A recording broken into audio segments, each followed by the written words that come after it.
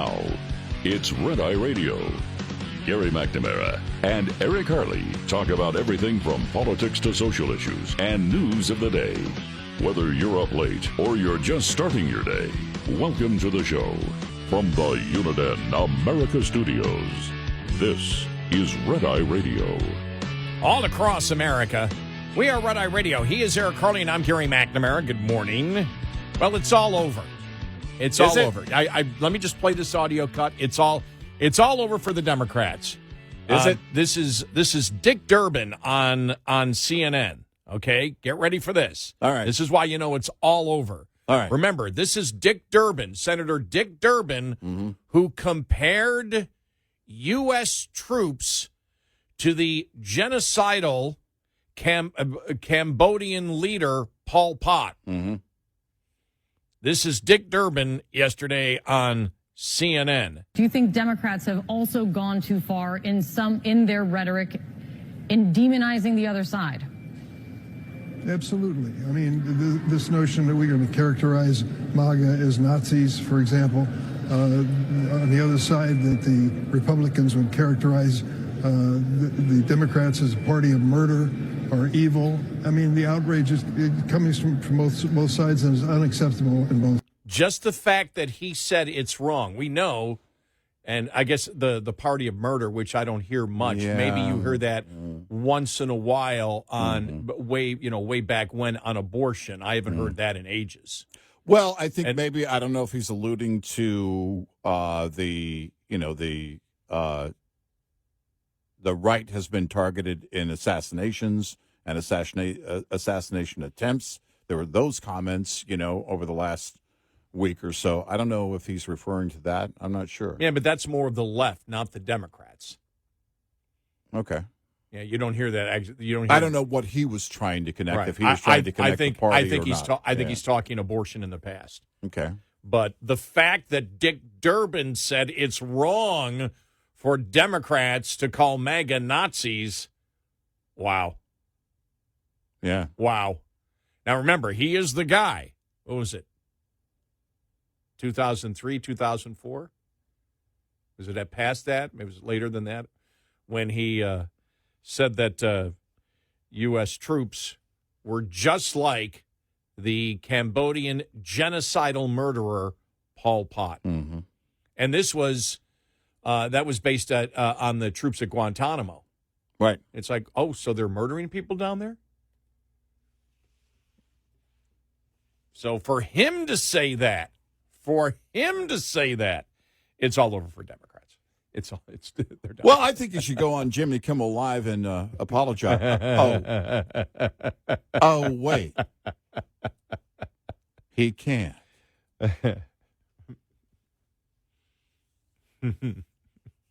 I woke up to that one. It's like, whoa. All right, here we go.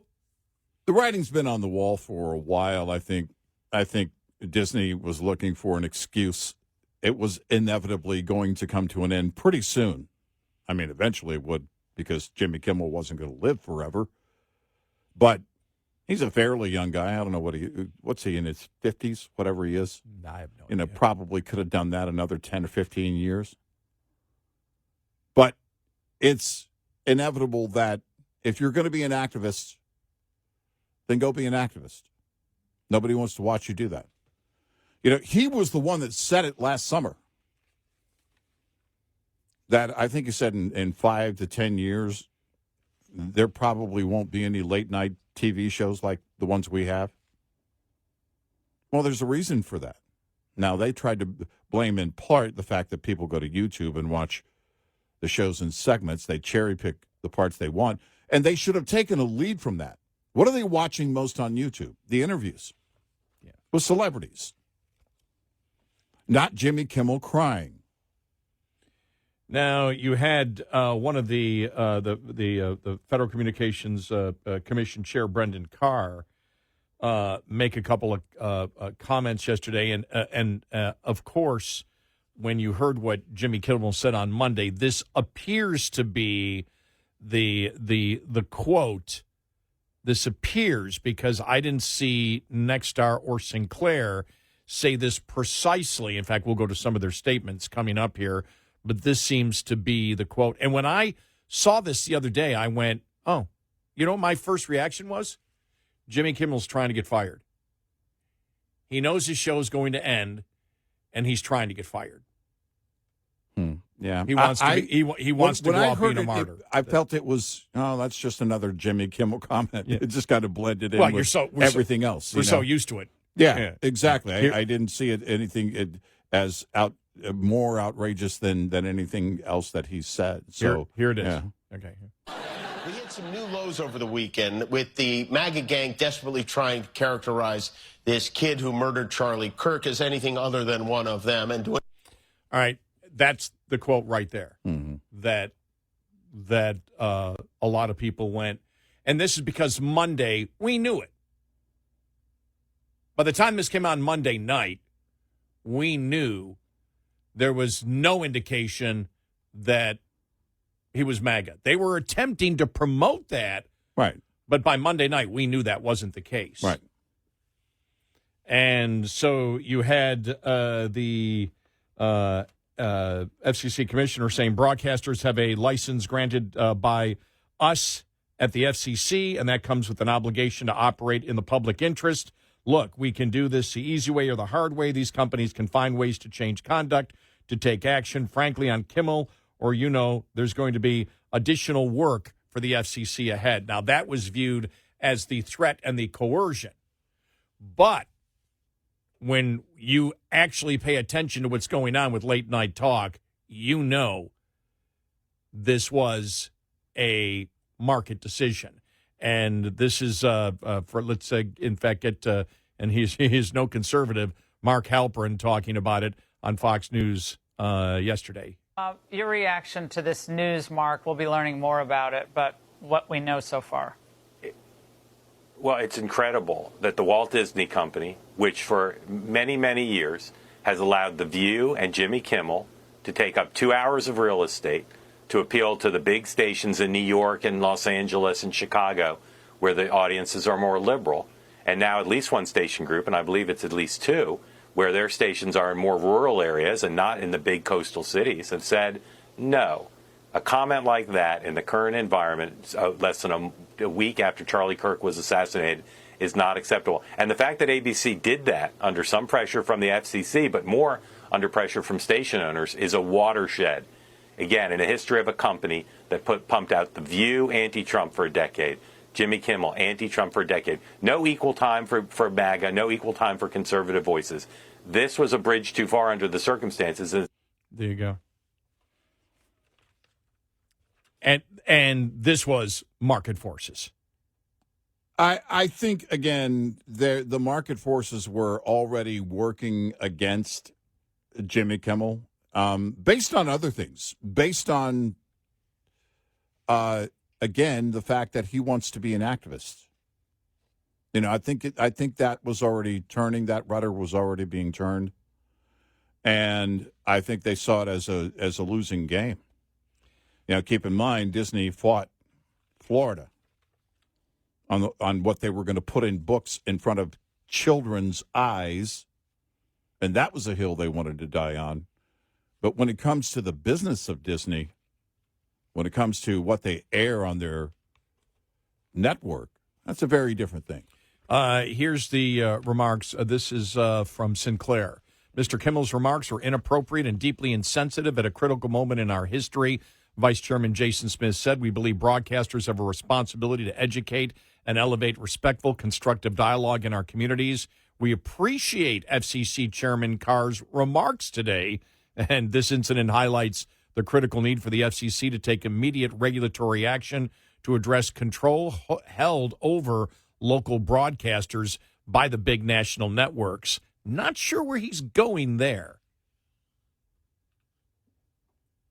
What would I'd like him to explain that a little bit more. What is there? And by the way, there's nothing wrong with having a beef. He's saying that they take immediate regulatory action to address control held over local broadcasters by the big national networks.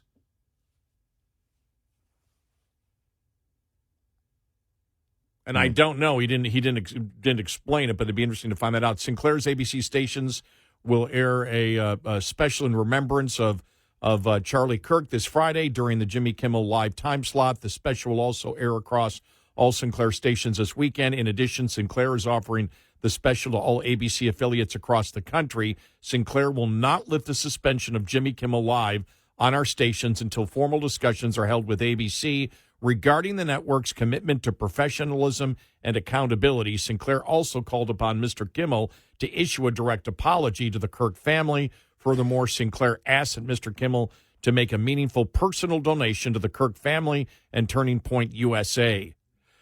That's not going to happen. No, that's not going to happen. Regardless of ABC's plans for the future of the program, Sinclair intends not to return Jimmy Kimmel Live to our air until we are confident that appropriate steps have been taken to uphold the standards expected of a national broadcast platform.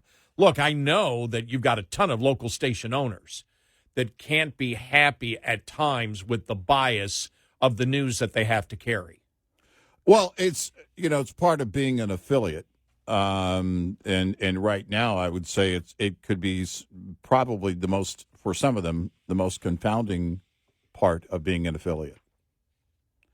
That locally, you're not trying to project that kind of image in your town and your community, yet you see the activism that goes on not just on Jimmy Kimmel, but elsewhere on the network, on TV shows, certainly on their news broadcast. And you've got this conundrum. You want to take the programming, you want to take a lot of the programming that doesn't affect your community that way, yet you're forced to, as a result of that deal requires you to take the programming you don't want to take that's going to spark outrage quite possibly in your community. That's been the ongoing situation, I think, with affiliates for a long time, but in a time when these activists have to speak out every single time, and it's becoming more and more radical, then you have to draw a line somewhere. Here's Nextstar's comment. We do not believe that they reflect the spectrum of opinions, views, or values of the local communities in which we are located, President of Nextstar's broadcast division, Andrew Alford, said. Continuing to give Mr. Kimmel a broadcast platform in the communities we serve is simply not in the public interest at the current time, and we have made the difficult decision to preempt his show in an effort to let cooler heads prevail as we move forward in the resumption of respectful, constructive dialogue. Now, as a former radio station manager that was, we had control of the FCC, all the public service stuff you did when you did the public file, you had to let the FCC know when it came to license renewal time what you were doing to serve the public interest. And that file had to be maintained. Yeah. I mean, we all had to do it. Yep. Anybody in broadcasting that goes back, you realize your public file was the key to being able to stay on the air with the FCC. It really was. You couldn't. That was, other than that, compliance with all, of course, other FCC rules and FAA rules when it comes to a tower, maybe. But you had to be compliant, and part of that compliance was a very, robust and complete FCC public file. Both of the networks, both of the television station owners that have the licenses, as Brendan Carr explained yesterday, they're both saying these are not the government, not the FCC. These are the station owners saying this isn't serving the public interest. Oh, yeah, They're making the FCC case. Oh, no. That's and I think that's actually true. I think that's when you look at that, because they're only there to serve their public, their community. Their local community. That's their job. This is what that is all about, because people may not know, too, that if something comes down and there's a fine, it hits those local stations. Right. They each have to, if something happens on the airwaves that those stations are carrying, each of those local stations are responsible if it were something that were worthy of a FCC fine. Right. And that can be devastating. But beyond that, you've got an audience to serve. Right. And so in these cases, the Nexstar-owned stations, Nexstar would have to pay for all the local stations, and you would have Sinclair have to pay for all their local stations since they own all of them. Mm-hmm. And so they hold the station owners have to pay right. if it were something, again, that would warrant a fine. And here's Brendan Carr explaining that yesterday. Yeah, broadcasters are different than any other form of communication, including here. We're on cable right now. Fox News doesn't have an FCC license. CNN doesn't. But ABC, CBS, NBC, those broadcast stations do. And with that license comes a unique obligation to operate in the public interest. And over the years, the FCC walked away from enforcing that public interest obligation. I don't think we're better off as a country for it. But look. So there you go. But it's interesting that the two TV companies that own the TV stations are making that argument that the FCC is. Mm-hmm. They're making the same argument that this isn't serving the public interest, so we're not going to carry it. Right. No, and they're right. You know, and by the way, they get to decide that for each of their markets that they own a station in. Right. They get to determine, are we serving our viewers in these markets? 866-90 Red Eye. Hi there, this is Hope Zavara with Mother Trucker Yoga. And here's your health tip of the day. Healthy driver, healthy diesel, powered by Howes. Truck drivers are at high risk for carpal tunnel and grip issues from long hours at the wheel, leading to pain, stiffness, and weakness over time. Let's fix that right at the wheel. Using your steering wheel, stretch one finger at a time, starting from your thumb to your pinky. Hold each of those for 10 seconds. Then place all 4 fingers on the wheel and gently press and stretch your palm and wrist. Hold for another 10 seconds. Don't forget to do the other hand. Do this 2 to 3 times a day to keep your hands mobile, strong, and ready for action. There you go. Small, simple changes that can lead to big results so you can feel good again. Visit mothertruckeryoga.com and howesproducts.com for more tips and support. Get in touch with Red Eye Radio, toll free at 866-90 Red Eye.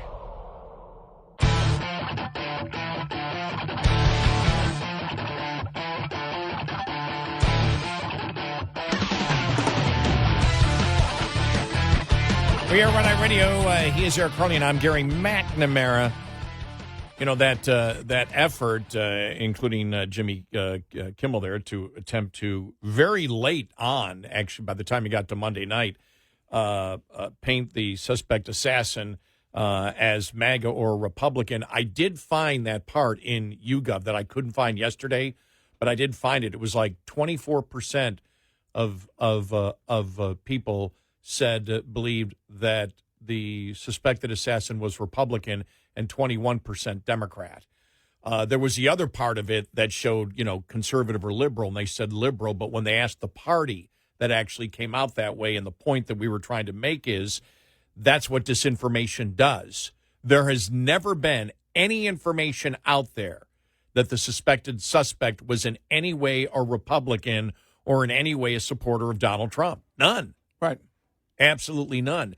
And when you see that there is an effort to lie over and over again on federal communication licensed TV stations, the fact that the FCC says, whoa, wait a minute, why are you doing this? Some call it coercion, but you do have, as you and I both know, because we dealt with that before as being management of licensed radio stations, you do serve the public interest. Is the public interest, is that a good question? In a case like this, does it serve the public interest when there is no evidence to lie about what the evidence is?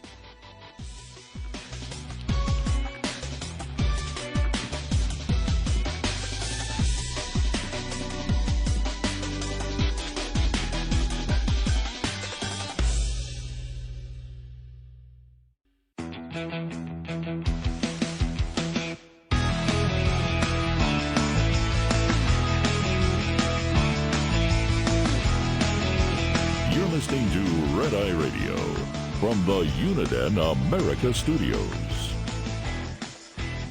And he is Eric Carly, and I'm Gary McNamara. Welcome and good morning. Download our Red Eye Radio app today, and you can listen when and where you choose. This is audio, Eric, from CNN. Shermichael Singleton, the Republican strategist, talking about the Jimmy Kimmel show. Here we go. And Disney making the decision to put it on hold. I don't think it's coming back, but here we go. Well, first of all, I thought Kimmel's comments were just stupid. I mean, obviously, based on the evidence that we have heard thus far from the investigators and prosecutor who is currently in charge of the case, it certainly appears, and I want to use the word appears, that this guy was certainly someone who had an ideology that I would argue, if you were looking at a political spectrum, is on the left of that political spectrum versus being on the right, number one.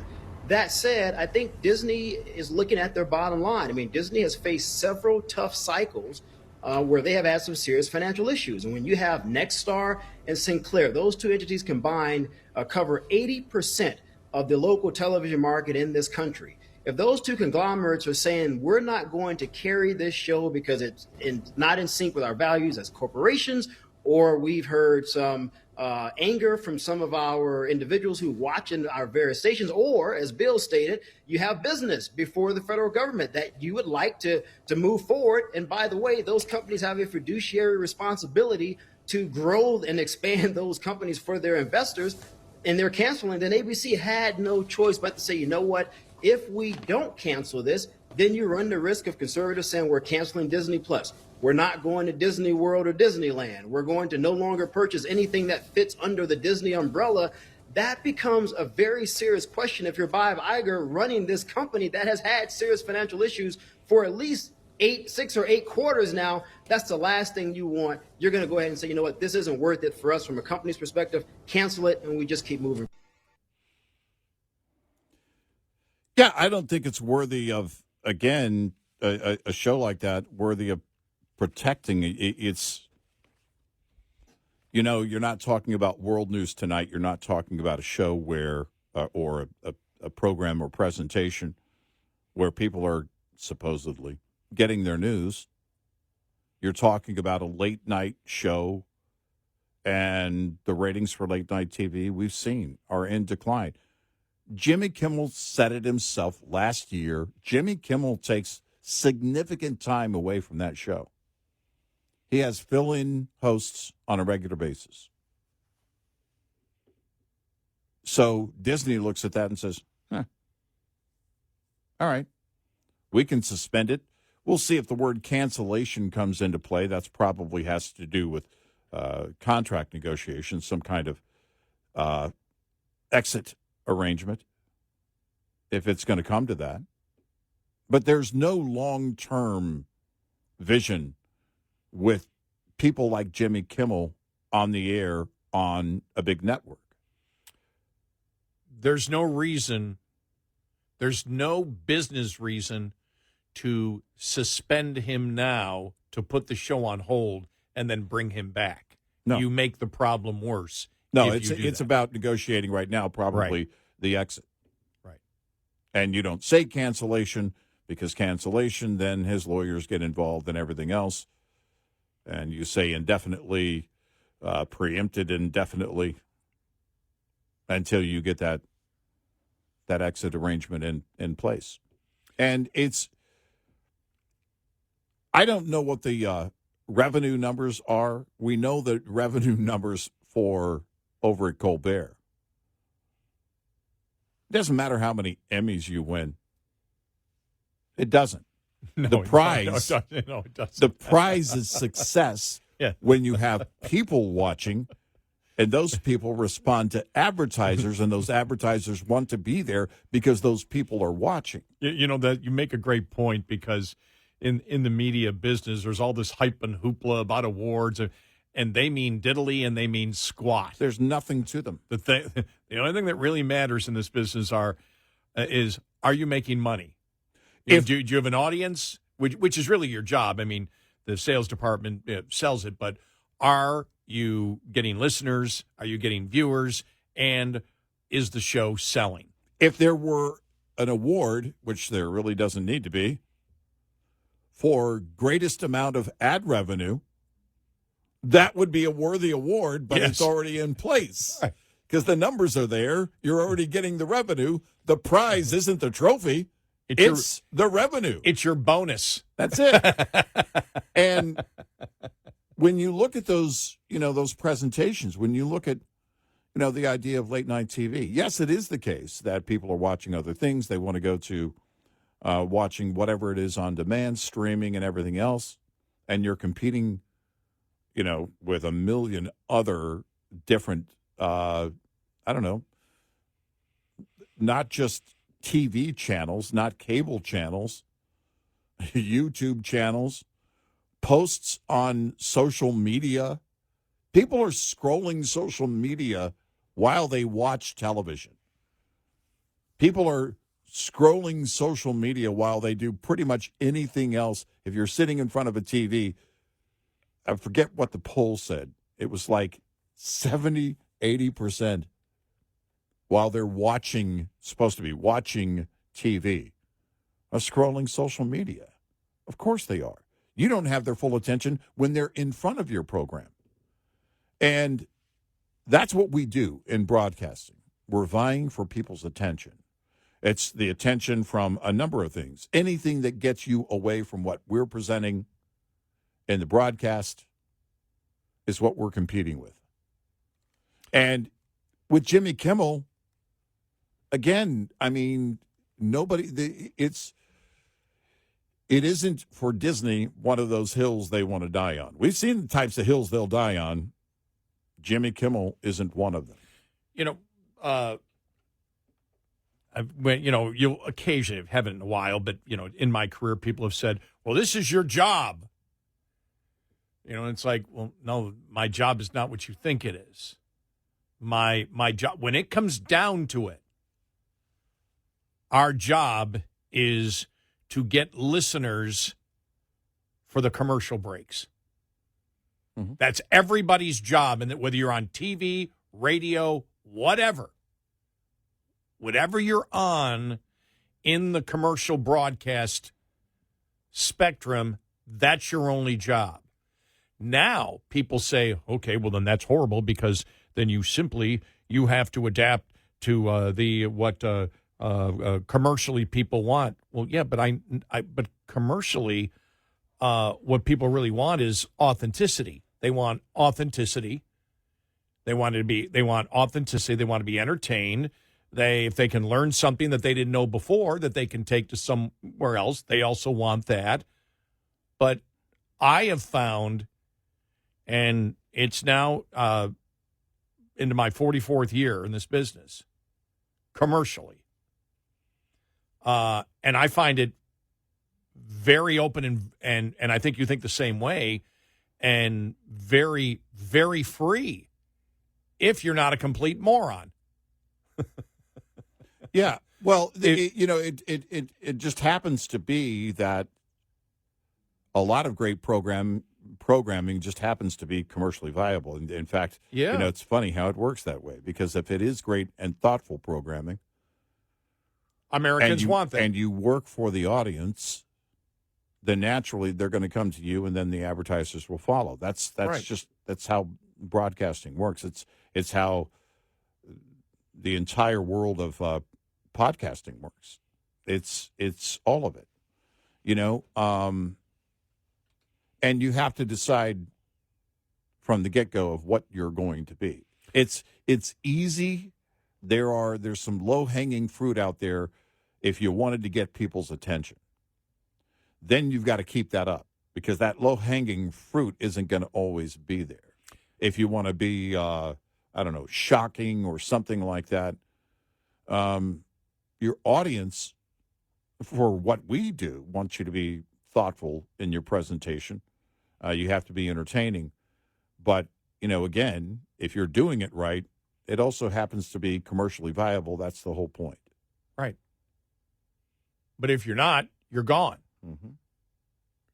The best award I've ever been given in this business is now into my 44th year. That's the best award. Mm-hmm. No other award really matters. Well, when Will Smith was complaining about the Oscars, I made the point that, hold on a second. Statue. You've got massive box office totals. Right. That's your prize. That's your prize, yeah. You don't need anything else. You need that little group out there that you work with to pat you on the back. Yeah. Your ego needs they that. They all apparently want to work with you because they'd like to improve their box office. Is that not the pat on the back you're looking for? People say, well, they need the awards for their ego. Yeah, but the ego is smashing box office. Yeah. Revenue coming in. Number one in revenue for the 5th straight week at the movie theaters. Brian Regan was on a couple of times with Seinfeld, Comedians in Cars Getting Coffee. And he talked about the critics. Remember the critics? I guess they're still out there. I don't know why.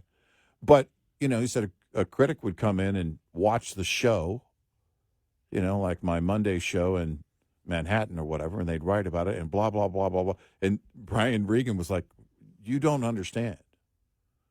I showed up. I told jokes. They laughed. That exchange is already over. End of exchange. If you didn't laugh, that's one thing, but the audience laughed.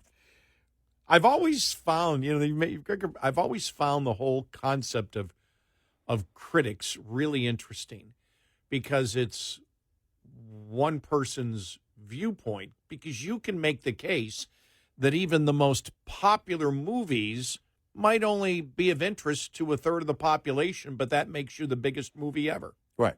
2/3 may not care. Right. And so what does it matter if one person likes it or doesn't like it? When Rotten Tomatoes came about and then all of a sudden, these percentage numbers, based on people who had seen it. And then you saw that, oh, okay, that too is manipulated to a certain extent. None of that even ever mattered to me.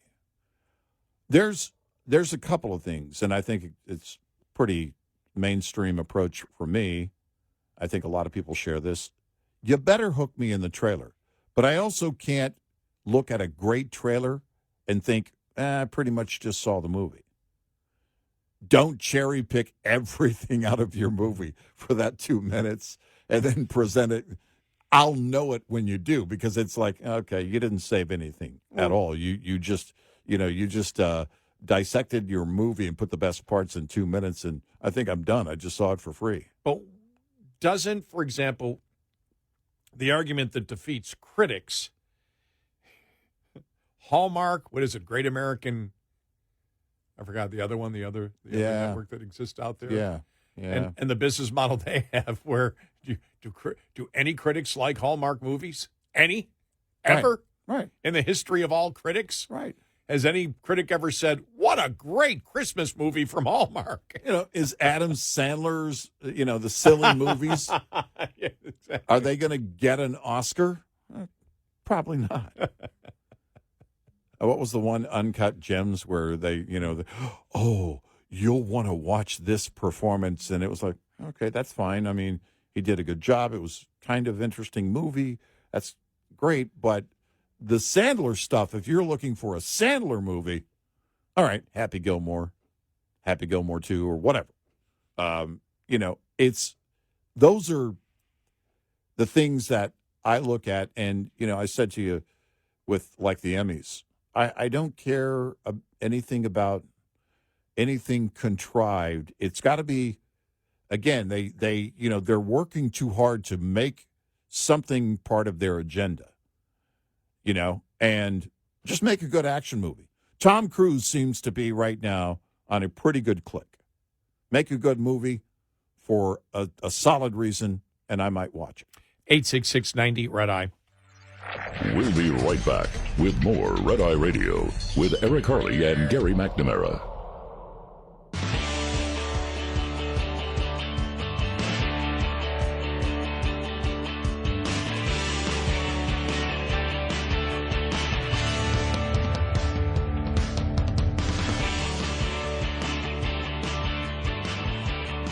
And he's Eric Harley, and I'm Gary McNamara. Welcome to Red Eye Radio. So Jerry from Ben & Jerry's quit because they sold the company, right? Well, they were supposed to have editorial control. And yeah, they were part of the subsidiary of the parent company. They had some control, but the parent company said we want to get away basically from the activism. Really, if you think about it. Because I'm paraphrasing here, but they just wanted to focus on the product. We want to sell more ice cream. We just want to focus on the product, and knock the activism. So, but it gets back again to politics. It's like eventually shareholders, right, stakeholders want more profit. Yep. Top of the Hour News is brought to you by House Products. Visit houseproducts.com. This is Red Eye Radio on Westwood One.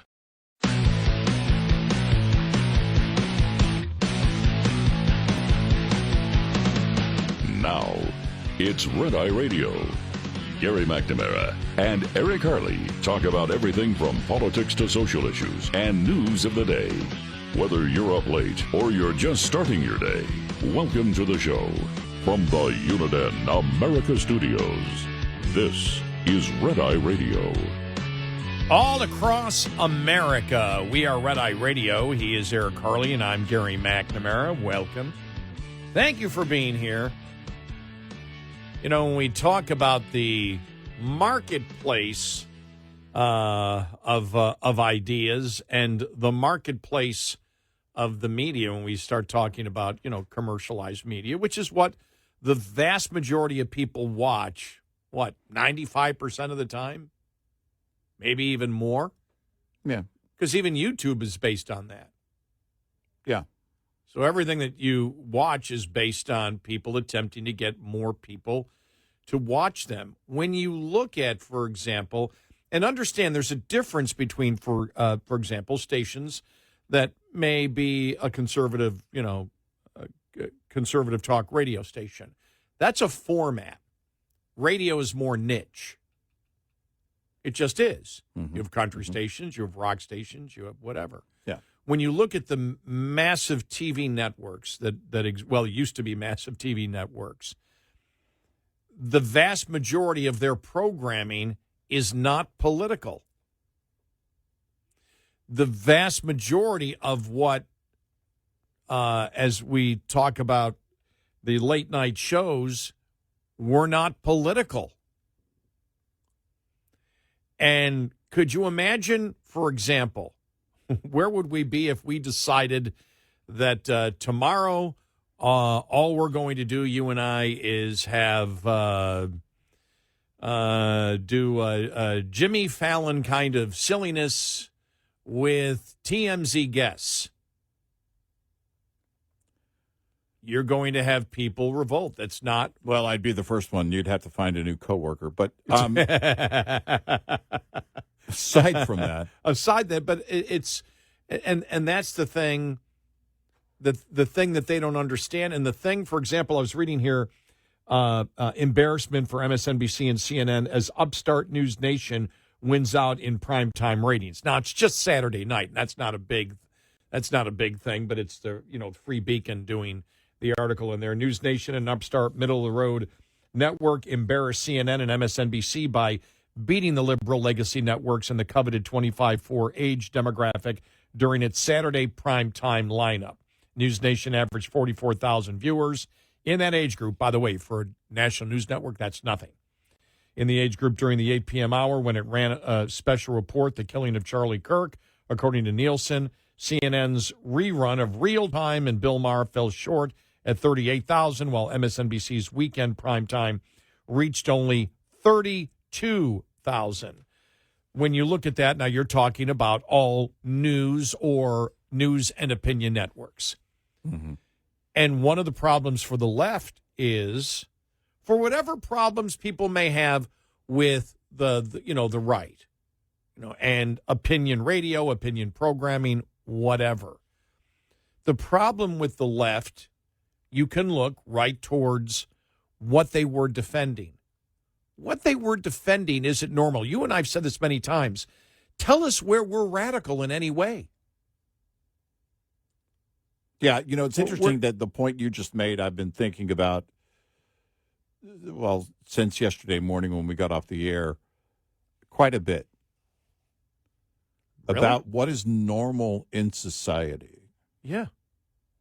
The left has been trying to make certain very bizarre positions and things along the way normal. Mm-hmm. We got a whole list. Yeah. You can go back as far as you can and listen to the podcasts. A man can be a woman if a man says so. Yeah, is right. the perfect one to lead with. It's, and then it's we right can go there on. at the top. Yes, it's the prime example. But then also the response to someone being assassinated for their thoughts. If you think about that, go back. I don't know. Go back 20 years. Go back 30 years, and all of us would be shocked and outraged that would happen. The person responsible would be singled out. And yet now it's built into with the far left. It's built into this point to the degree that some of them who got fired by their employers are looking around like, what did I do? What? Why am I getting fired? That's not normal. I'm supposed to be a hero because that's what the left has created in this bizarro world that they live in. It isn't normal at all. It isn't even human, that kind of reaction, people cheering the death of someone. No. Well, and then we can continue. Look at Montel Williams. Look at the ABC reporter. Talking about the relationship and the touching messages. And, this was first love. Yeah. Normal people don't think that way. Well, and the ABC reporter, in trying to apologize yesterday, you just made it worse. I know. Because we always say, look, go back to the first thing that they said. When they go, well, what I meant was, no, we know what you meant. Well, what I meant was the contrast between the horrible crime and the touching, loving comments from one to it. Yeah, that's what he was trying to say in his apology. And it was like, no, that's what people objected to begin with. Right. It's like your apology. You're making it work. You clearly don't get it. Right. That's not your normal. mind came to that place, and you're still in that place. And I'm talking and it's about not normal. When I say normal, I'm talking about culture. I think we're talking about culturally normal. What's accepted in our society? Yes, culture. And that's the thing, is because you and I have talked about over the years. Look, in your day-to-day life, we get along with people. We get along with each other. It isn't. The radicals aren't leading our lives in that way, and in the interactions that we have with each other. And I have no idea with the political thoughts of the people that I interact with throughout the day. I don't ask. They don't ask me. They smile. I smile. And those are, there's your societal norm, because for the most part, most of us do care. Most of us do grieve to some extent, even if it's someone we don't know. Most of us have empathy for other people. Empathy is normal in our culture. If you want proof of that in today's world still, look at all the very emotional things that go viral. when a soldier comes home and surprises their family member. Yeah. Locally, a man was at his stepdaughter's graduation, but she decided to have them announce his last name is hers. He's the man that raised me. Right.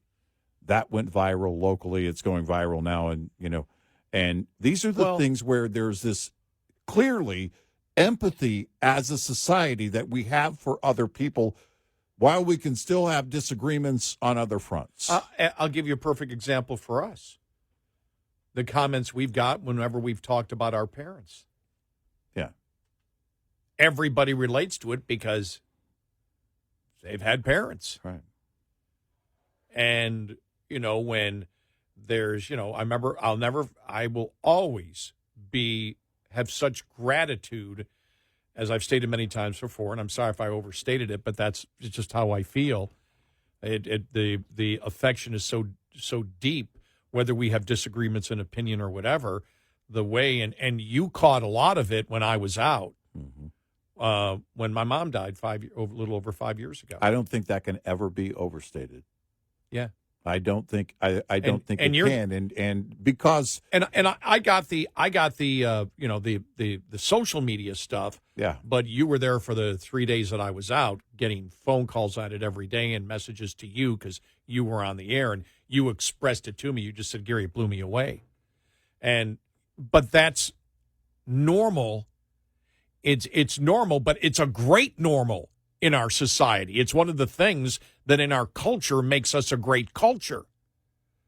Yeah. That people see something and they have empathy, for the situation that you're in, and they wish to express it because a lot of them in their environment have gone through it or imagine what it's like to go through that. And they have empathy. And so that exists in our society. When you look at the floods in the hill country in Texas. Yeah.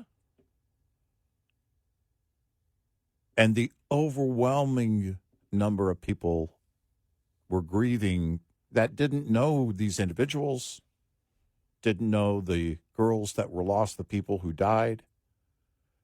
And you could feel that they were grieving. There were one or two.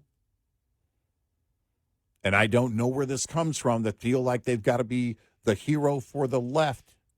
Let me give you say that, well, this is what happens because that area, there's a high number of Trump supporters. There was one comment like that. Are you kidding me? We're talking about children dying.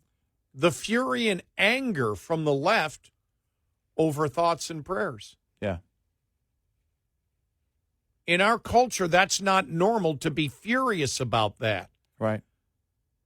And I know because go back to my mom passing away 5 years ago, remember that was the first thing when I came back, the first thing I said on the air, I said, I learned something. I learned that thoughts and prayers when you have a tragedy from people who you don't know, when they express that to you, means everything in the world. To me, it did. Yeah. And we had heard it before. I mean, and it was, that was a narrative there where the left was still furious. Thoughts and prayers are ridiculous. And we've heard it lately again. The whole thoughts and prayers thing. And it's like, apparently you don't understand. It's not normal in our culture not to understand that and to be furious and angry about other people saying that to other people. Well, and in fact, the point of saying that to other people is to share that you grieve to a point where your deeply held beliefs you want those deeply held beliefs to benefit that person or that group of people,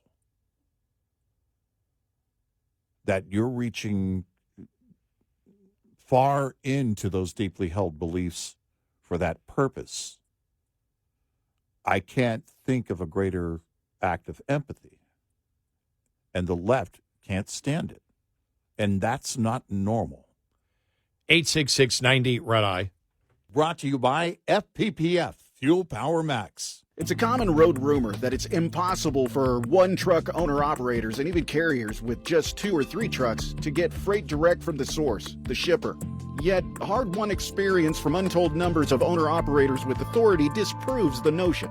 Search your home base area and, later, frequent freight destinations to find all the manufacturers, distributors, and other shippers in the area. Once you get that list, ask yourself if those companies know who you are and what you do. If not, you're leaving opportunities on the table. Strive to own your backyard, to build a solid foundation for the business. For many a small fleet, it's the loads outbound from home that are the bread and butter. But you can take that same approach to the destination area, identifying shippers there and getting on the phone to make sure they know who you are and what you do. Owner-Operator Business 101 is provided by Overdrive's Partners in Business program. Go to overdriveonline.com to the Partners in Business section of the website for more detail on this and many other topics. Brought to you by Shell Rotella, with advanced synthetic technology is designed to help keep your rig running with more mileage and less maintenance. Coming up, more with Gary McNamara and Eric Harley. It's Red Eye Radio.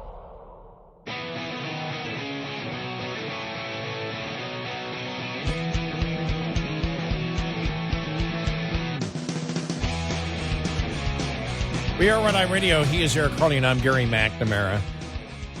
So when we talk about, the left losing in the marketplace of ideas, but also in the marketplace, this all relates to Jimmy Kimmel, the loss of viewership, for example, on CNN. You and I are talking about what is normal in our culture. Mm-hmm. What do people expect? And one of the things that we have said about the left or about anything in politics, of once it makes a meme and it's out there on social media and people are sharing it and dying laughing, it's because it's not something, it's an opinion or a statement which is not viewed as normal in our culture, or it's so absurd that people find the humor in it. And we can use, for example, over the last few years, and when we've seen the media come, the mainstream media lose a tremendous amount of their viewership, listenership. One of the first ones I can think is mostly peaceful protest. Yeah. With the flames in the background. Yeah. And you saw that, and I look at that as the downfall since the summer of 2020, when I view that as that was the peak of what we have called here on the show the blue wave of intimidation, where corporations, sports leagues all had to buy into a bunch of different lies. And nobody could even discuss that they were lies. And then it moved on really to the radical transgender movement, that you can't even discuss this. Right. But it was based on a lie. Right. Everyone knows a man can't be a woman because a man says so. You can't sell that. That's not normal in the culture of our society, because people understand science. They understand chromosomes. We've had the basic education on that. Now, you can say you need to have compassion because this person truly believes that, but there's a difference. I think it was we've said it in a different way, but I saw it in National Review. There was an article. I didn't even read it, but I understood it. Did you read it? It said transgenderism is different than the radical transgender movement. Yes, I saw that, yeah. and it's exactly what we have been saying. Look, exactly. Right. How an adult wants to live their life is no business of mine. But as a society, I don't support changing science. I don't support changing Title IX. I don't support the agenda part of it, because that's true. How a person wants to live their life, I have no say-so in that. I hope you live a happy life. I hope that you're content, but I am not going to go along with this changing of science. Keep in mind, in the Obama years in the CDC, they started changing terminology. Well, you can't do that. This is science we're talking about. Right. And so when you look at that, for example, It's not normal in our society, in our culture, to say men should be playing sports against women. Right. No matter how hard you try to justify it, no matter how hard you go into the college campuses and attempt to indoctrinate young people, as we've seen in the polls from colleges, even the Democrats view the professors and the management of these colleges way out of touch. Right. Because they don't believe it. Right. They'll say, yeah. You got to say that in order to get by. In order to get our grades and get out of here, we need to do it. But they don't buy it. It's not normal in our culture to take something that the public knows is a lie and attempt to make it a truth. Right. We'll continue coming up.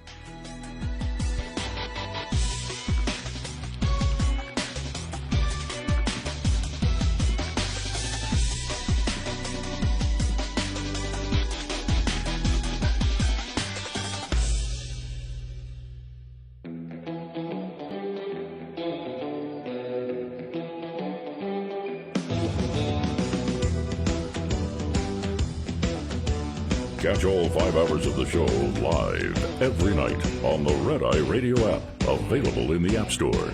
Red Eye Radio. And he is Eric Carly, and I'm Gary McNamara. Download our Red Eye Radio app today. Listen when you choose. To continue this, because I think we just need to go through it the last 5 years, because the whole Jimmy Kimmel thing, everything that we've talked about in the last couple of days, and when you look at the Democrats and the problem they're having, their favorability ratings, when you look at these TV stations saying, we don't want to carry these people anymore. We don't want to carry a Jimmy Kimmel anymore. When you see the loss of audience of CNN and MSNBC, you look at it and you say, well, why is this happening? It's happening because the left, look, we have a society, and I wish we did, but we have a society that lies all the time. Everybody lies. You know, I don't like it, but I especially tell, young people that I know, I say one of the best things in life is when you realize you don't have to lie anymore about anything. You used to think you really never had to lie. Well, in order to get away with stuff with your parents, you did. Well, if you want to pass your class in a leading university, you have to. You're right, exactly. You have to. And I'm not talking about white lies because of compassion. Right. Okay, but the problem with the left is they lie about things that are self-evident. Yes. That's the problem. Yeah. If you on the left want to know why you're losing, that's it. And then we're giving the examples of things that are self-evident. It's self-evident when you said mostly peaceful protest and you back those politicians while flames are in the background. Yeah. That's self-evident. Yep. When Biden was up there and Mayorkas was up there and saying the border was secure and the TV cameras are on the border and people are pouring across, and you continue to throw it out there, you have much more success of convincing people that the lie is a truth if there isn't the media right behind you as you're saying it that shows that what you're speaking is not the truth. Then it becomes self-evident that isn't the truth. If there were no TV cameras on the border at all, there were no cameras, there were no phone cameras, nothing, and the government was telling you the border is secure, the border is secure, the border is secure, and there was no media down there, it's easier to sell that lie. Yeah, I remember the International Bridge in Del Rio when they wanted to do away with the media being there, because it was telling the story. Right. And so people see that, it becomes a meme. Why? It's not. It may be normal in our society. Many people may believe it's normal in our society to lie. What they don't believe is normal is to lie about something that is self-evident to everybody that is watching, which was the problem with Karine Jean-Pierre. Right. That's why she was mocked on a consistent basis. Well, because it's when they're lying about something that is self-evident, especially in the moment. You know, the today's media, and that includes, of course, your phone, being able to media technology, see it side by side. Quite often, it's a person that wants to make the point. Hey, look, they're saying mostly peaceful. Look on the right with all the the fires and everything else. And sometimes those fires, like you said, were in the background. It became a Baghdad Bob thing. Oh, no, nothing going on here. Then when people see that and they can see the truth right then and there, then they want to know, what's the motive for lying then? Why would you say something that I can obviously see for myself and insist that it's not the truth? Biden is fine. F you if you can't handle the truth about Biden. There's nothing wrong. There's nothing wrong with him. And, Problems, millions of us have exposure to age-related illnesses, including dementia, anything else. We don't know specifically what was going on with Biden. We just know there was something going on with Joe Biden. And now the left and the left media, who attacked everybody at the time, has come out to the point. In fact, Jake Tapper, starting the day after the election, wrote the book. And when you and I think that's another thing too. The truth survives. It can be buried. It can be it can be ignored. But the truth is always the truth. The lie requires people to carry multiple, usually, and on the big scale. To carry that lie, it requires some change of that lie as they try and excuse it away over and over again. But the truth is always the truth, and it remains until people want to see it or go looking for it and find it. Right. And that's something, again, when you say self-evident, it's a great point because we see it in that moment. Well, why in the world would you be lying to me about something I can see? This is Joe Scarborough all over again. Yeah. It's they want you to believe your eyes aren't seeing what they're seeing. Yeah. It was self-evident that something was wrong and is wrong with Joe Biden. Right. It was self-evident. People saw it with their own eyes. And so you start looking at, we mentioned the radical transgender movement. People know it with their own eyes. They know it with what they know from biology. They know that men and women physically, for the most part, the vast majority are built differently. But every man is built differently, and there may be a woman who may be stronger than a small man. But overall, when you get to the elite level of athletics, there is no way that women can compete with the top men. There are a great number, I'm convinced, a great number of women who are physically stronger than me. But that's not a good case to make because I shouldn't be competing with men in sports either. But that's self-evident. Men cannot be women because they say so. Right. That's self-evident. And as we have stated before, that argument went all over the place. And so people went, no. Now we come to, and we can continue with a bunch of different things, but I think we've made our point in the past. Now we've come to the assassination of Charlie Kirk. Yeah. Immediately, Matthew Dowd, getting fired by blaming the person who got shot. Yeah. That in itself is not normal. That's not normal in our culture to say that. No. Because people look at it and say, what did he say? And it doesn't really matter what he said. You don't shoot somebody for saying something. It's not normal.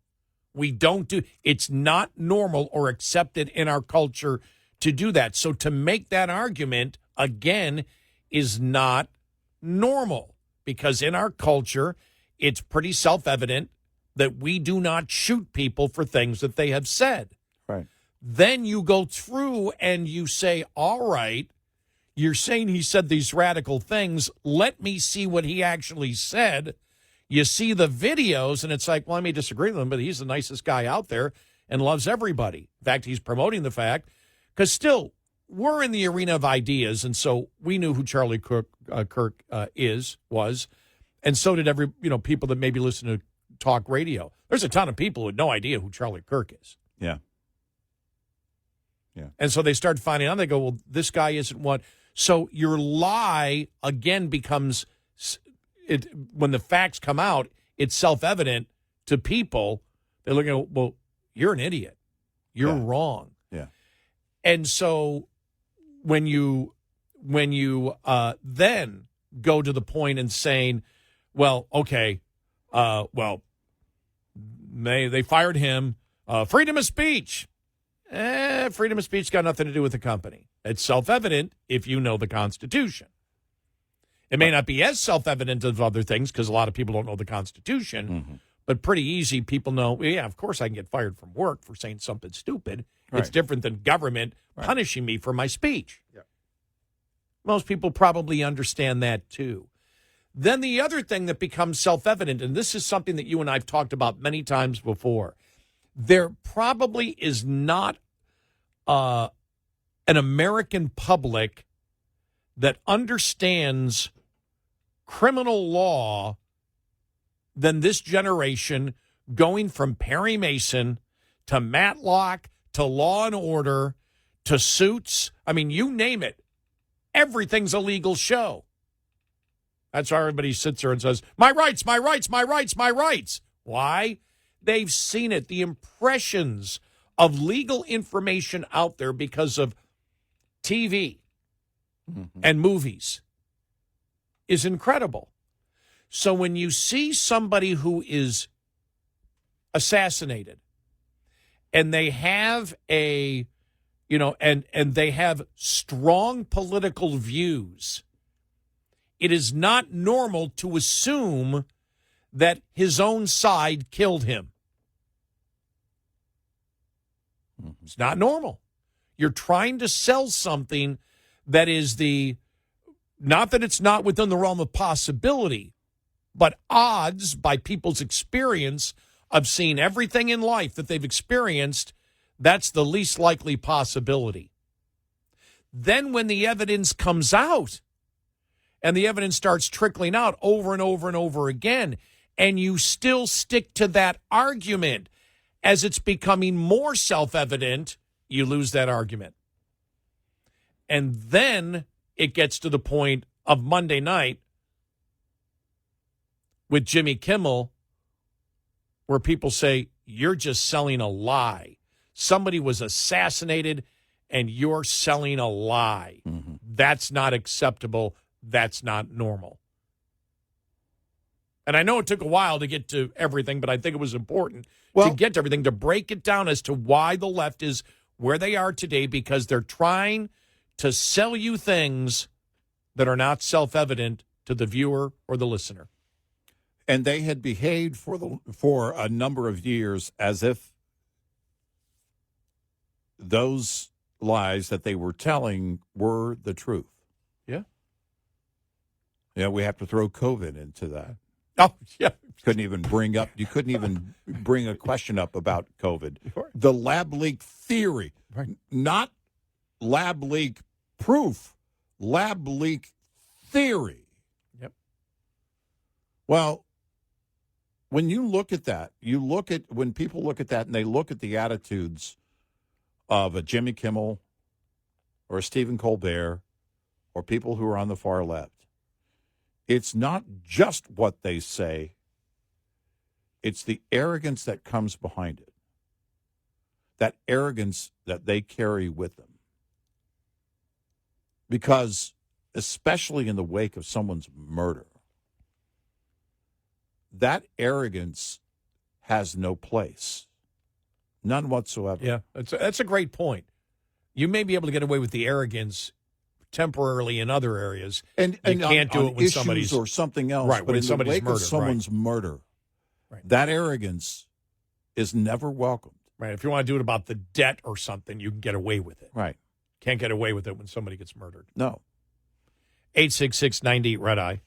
Coming up, more with Gary McNamara and Eric Harley. It's Red Eye Radio.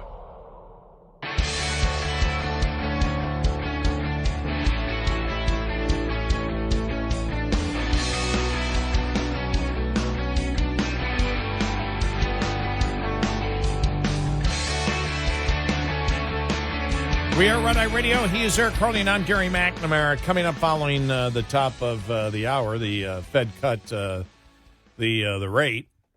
Yeah. All right. 0.25. Yeah. All right. Didn't get the response I thought it would get, though, did it? I think it was priced in. I thought so, too, yeah. I was thinking the same thing. There were a few analysts that, and I called it wishful thinking, that were, wishful, hopeful, I guess, maybe for half a point. I wasn't convinced Jerome Powell was going to move that quickly. There was only one dissent, and that dissent was the newly appointed person by Trump on there that wanted to go a little bit higher. But basically, after the meeting, that it just all but one voted for that quarter of a point drop and, signaled maybe a couple more by the end of the year. We'll see what's happening.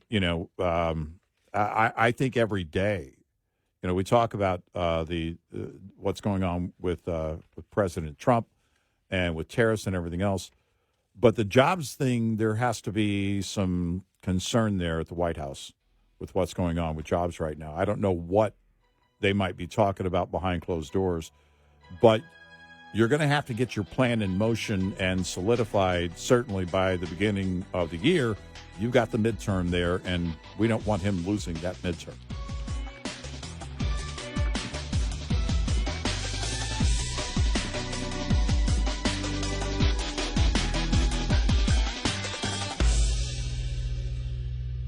This is Red Eye Radio on Westwood One.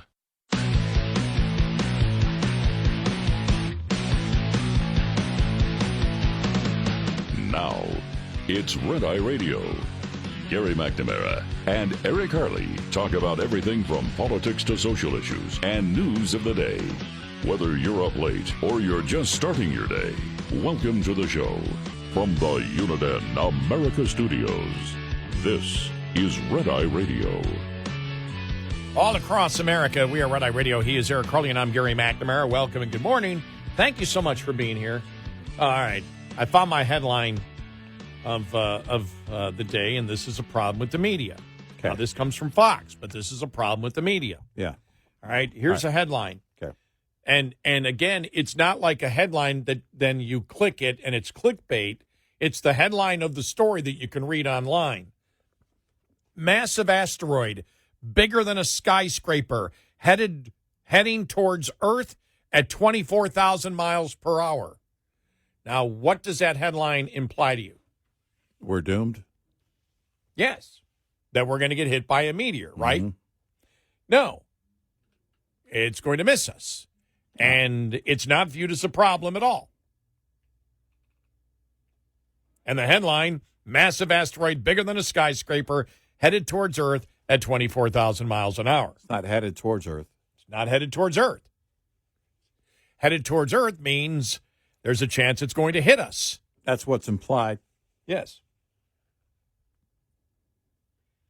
A massive asteroid, then we go to the story. A massive asteroid nearly the size of a New York skyscraper will make a close approach or pass by the Earth in the early hours of September 18th. That's today. The asteroid is set to race past the planet. Our production crew just ran outside. NASA and the European Space Agency have confirmed it poses no threat because updated measurements have ruled out a collision, and the asteroid has now been taken off any risk table. Okay, so you point that out. That's in the story. And also, you're just now telling us it was taken off the risk table? Yes. Because I want to know when it was on the risk table and why we didn't learn about it then. Right.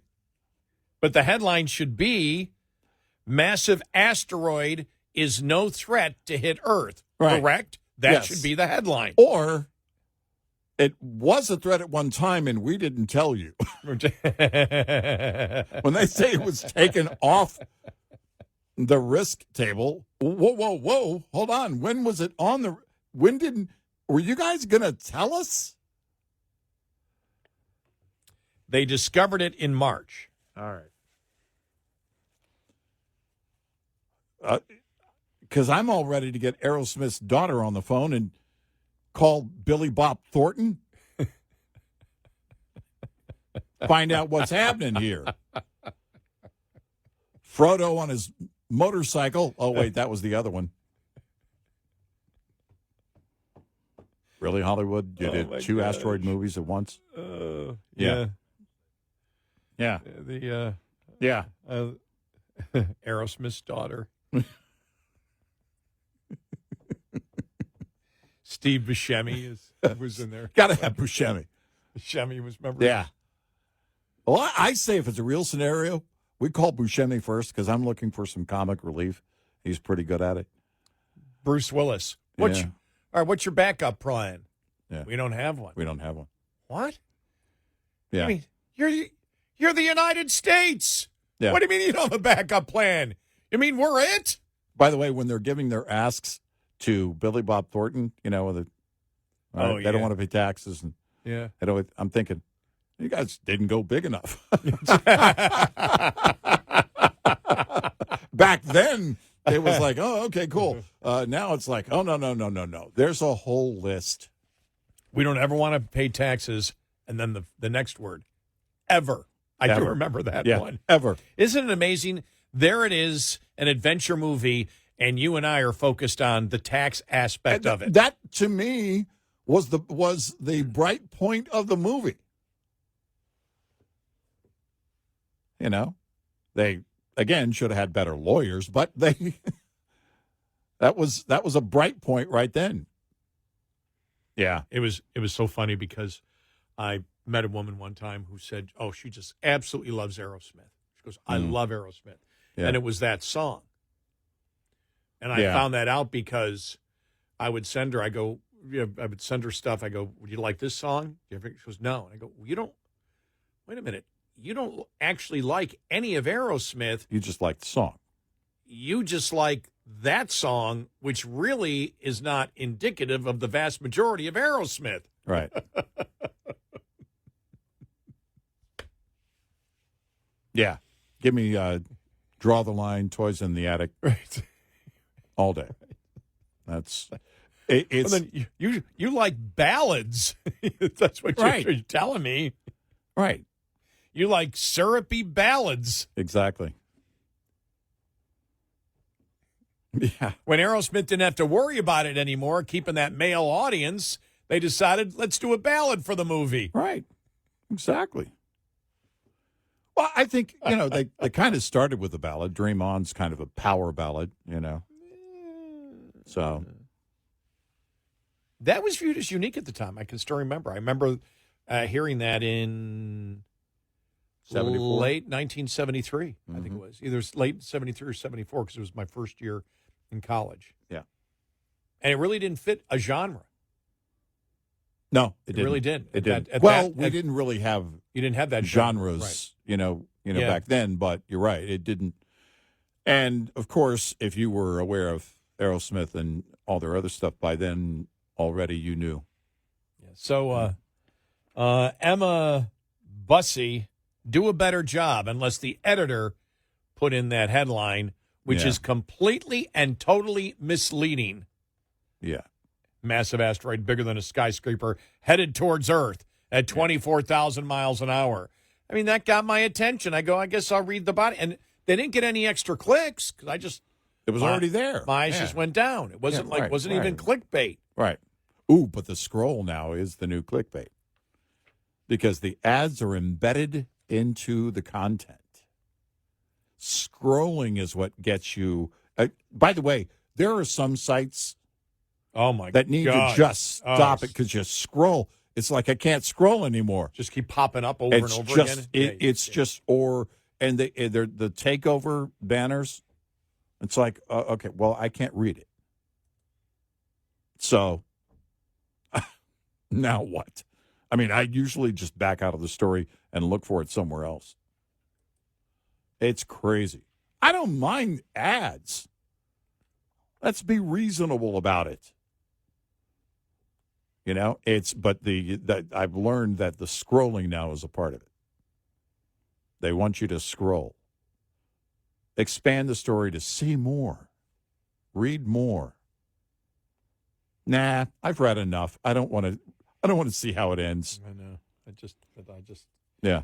Well, at least you made me have that nice memory of Aerosmith's daughter. I forgot the name of the movie.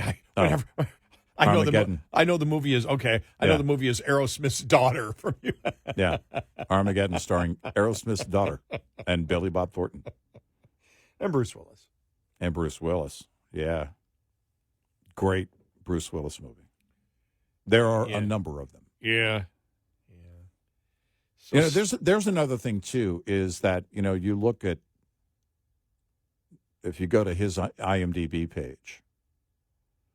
We mentioned this earlier when we were talking about what Hollywood is doing and the whole thing and all the Emmy awards, and it's like, you guys don't understand. If you guys want to do that, award thing, I don't need to see it. If somebody wants to televise it, all right, fine. I don't need to watch it. I don't care about the awards. Is it good content or not? Is it entertaining or not? And Vince Vaughn had a conversation on that show Hot Ones, which is where they eat the hot sauce chicken wings, and they were talking about, because the question came up from Sean, the host. All right, those college type humor movies that you were known for early on, basically the gist of the question was they're not getting made anymore,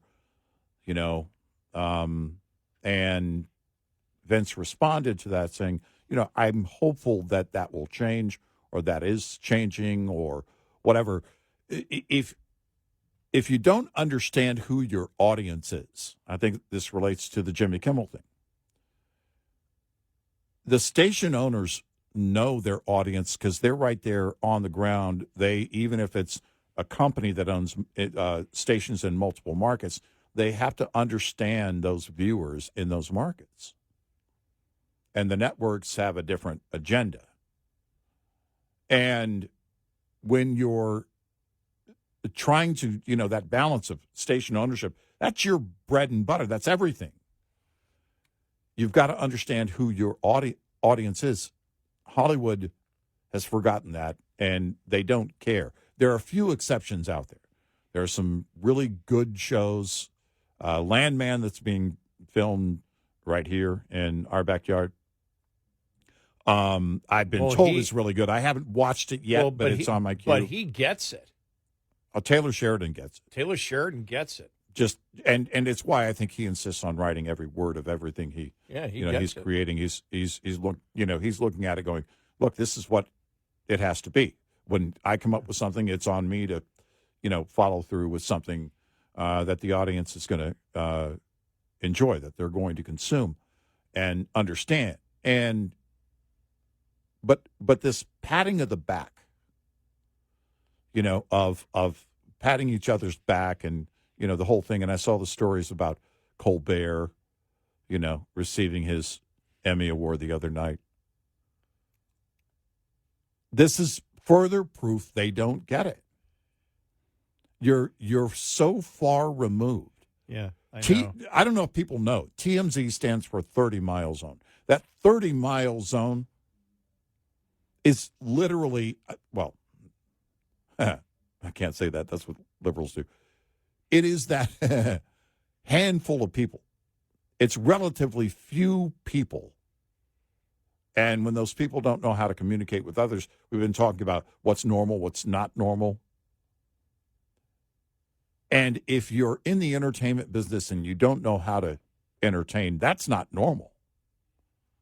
That's not normal for the business No, model. that's a great point, because that's all they've ever done. I think you're right on that. And when you mentioned Aerosmith's daughter Armageddon, and just Bruce Willis, it was on a couple of months ago and I watched it. It was it's probably the third time I've watched it. Mercury Rising with Bruce Willis. Great movie. Isn't that a great movie? Yeah. With the autistic kid. Yeah. That's Great movie. just a great movie. Yeah. Great movie. I mean, and it delivers. It's the Bruce Willis genre, in which there is one. Yeah. It delivers. Yeah. You get the action, you get the suspense, you get the humanity, you get the compassion, you get everything. And it's just, when you mention Bruce Willis, so sad for what he's going through and his family. Yeah. Because the stuff he did, even in Moonlighting, that I wasn't a huge fan of, I loved. If I went by it, and there were only 3 channels back then on my TV, I would stop to watch him in action. Yeah. Because he was that good. Now, he changed from that. I mean, that was just one TV show, and his genre in the movies became more of a tough guy. But Yeah, Die Hard pretty much kicking all of that off. Yeah, you're right. It did, didn't it? After Die Hard, sorry, you're typecast, but you're going to make a ton of money and produce a ton of great movies. And people love it. Being typecast. Yeah, you're right. Same with Arnold. Yeah, it's because that's, again, you've got your genre. Stallone. Yeah, you know what people like, and you're good at it. Go with that. 866-90 Red Eye. Lines open for your calls. 866-90 Red Eye on Red Eye Radio.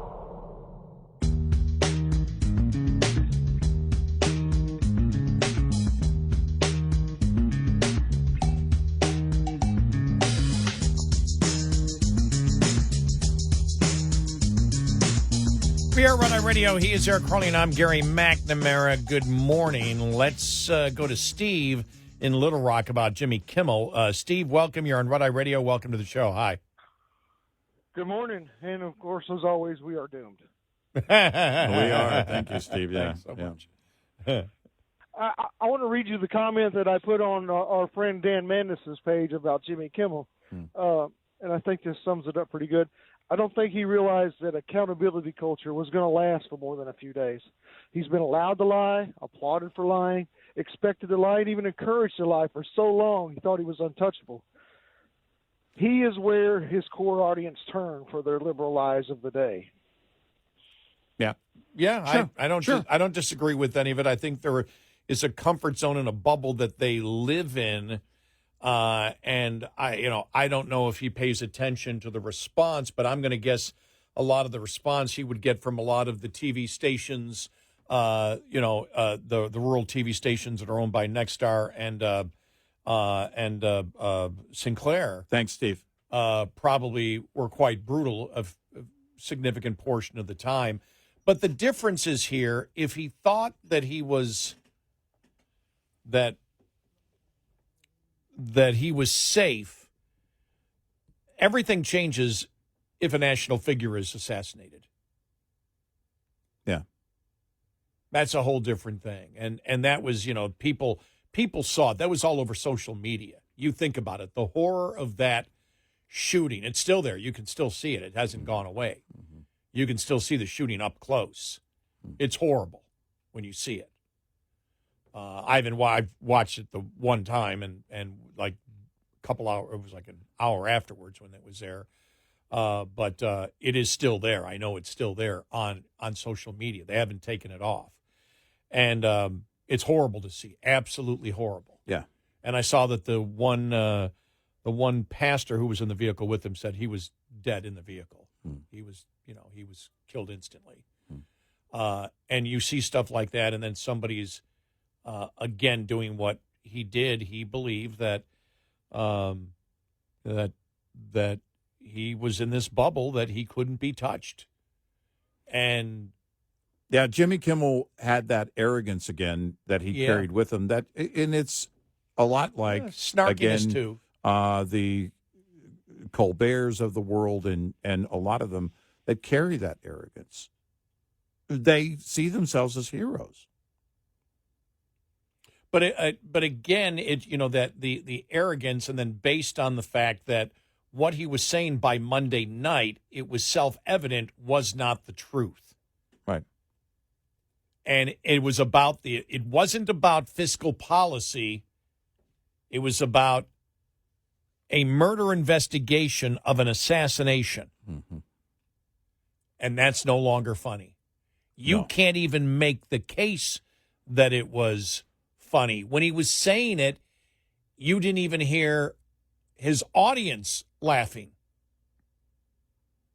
Yeah. If you notice it, they weren't laughing at that point. Right. Because there was nothing funny about it. Right. And we would never, like I said, we gave our opinion based on the evidence that was coming out. And if there was any type of speculation, it's based on what is most likely in a situation like that based on the early evidence that you had. Mm-hmm. And so, as we said earlier, to come out and say that MAGA killed one of their own doesn't pass the smell test. Right. It's thoughtless in every way. Yeah, exactly. And then when the evidence came out, to still be saying that just isn't funny. Right. And I agree with Mark Halperin, who said, they play The View. They're not playing The View and Kimmel for the vast majority of their stations. It's for all the big markets. Yes. It's for New York, Yep. Chicago, Los Angeles. That's where their audience is.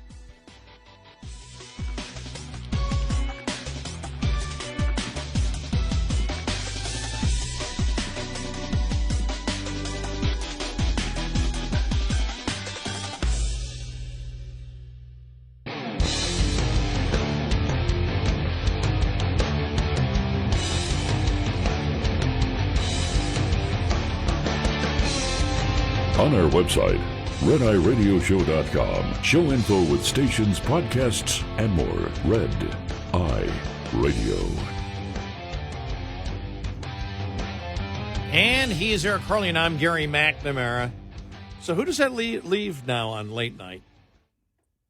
Fallon. That's it? That's pretty much it. Yeah, because I don't pay attention really to that at all, and I'm a sleeper getting ready for work, so I don't watch any of it. But that's your lineup: Fallon, Colbert, Kimmel. You know something? Conan is so much better on his podcast than he was his show. Oh, by far. Yeah, the podcast is better. I know. It's like, CBS doesn't have anything following Colbert anymore. Is the format dead, or did they? Seth Meyers is on after Fallon. That's what I thought. I thought Seth Meyers was on. But is the format dead, or did they kill it? I think it was Both? the perfect storm of all. Because, and you and I know this, having done it for so long, again, you have to be in touch with the sensibilities of the audience. And television, they should know this. I can't tell you they do know this. But you have to know also what the changing habits are. It was clear when cable started eroding, when cable subscriptions started falling, there were companies that were going to have to do something. Fox News, or Fox now has their Fox One app. Mm-hmm. Yeah. You can pay $20 or $25 depending on which tier you want to. That wasn't in play several years ago for a reason. They needed to make distribution deals with cable companies and satellite providers. Well, when you see the changing habits and also the changing sensibilities of people, you're going to have to adjust accordingly. I don't know how long a Jimmy Fallon goes on. Fallon tries to keep things positive, works a little too hard sometimes. He's a fanboy of everybody, and that kind of is over the top, a bit manic, a little bit too much. Well, and I told you in the pre-show meeting, with Colbert and with Kimmel, they would cry like babies, and with Fallon, he just acts like a child. One of those hyperactive children. Well, and there are people. There's an audience, at least a few people, I guess, for that. But I don't know to what extent long term it's going to be. Kimmel knows this. I don't think I don't think cable. I don't think satellite. I don't think any of these, what the habits we've had in the past. Keep in mind, it was for the longest time, I've got 400 channels, there's nothing on. We were overpaying, we were paying for things, the majority of which we didn't watch. Or didn't, because we didn't want it. Yeah.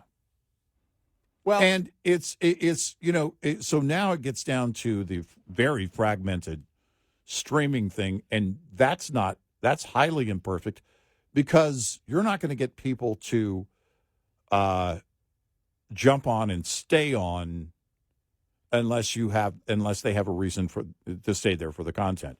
So they can jump off after a month or two and go over to another streamer and watch that stuff.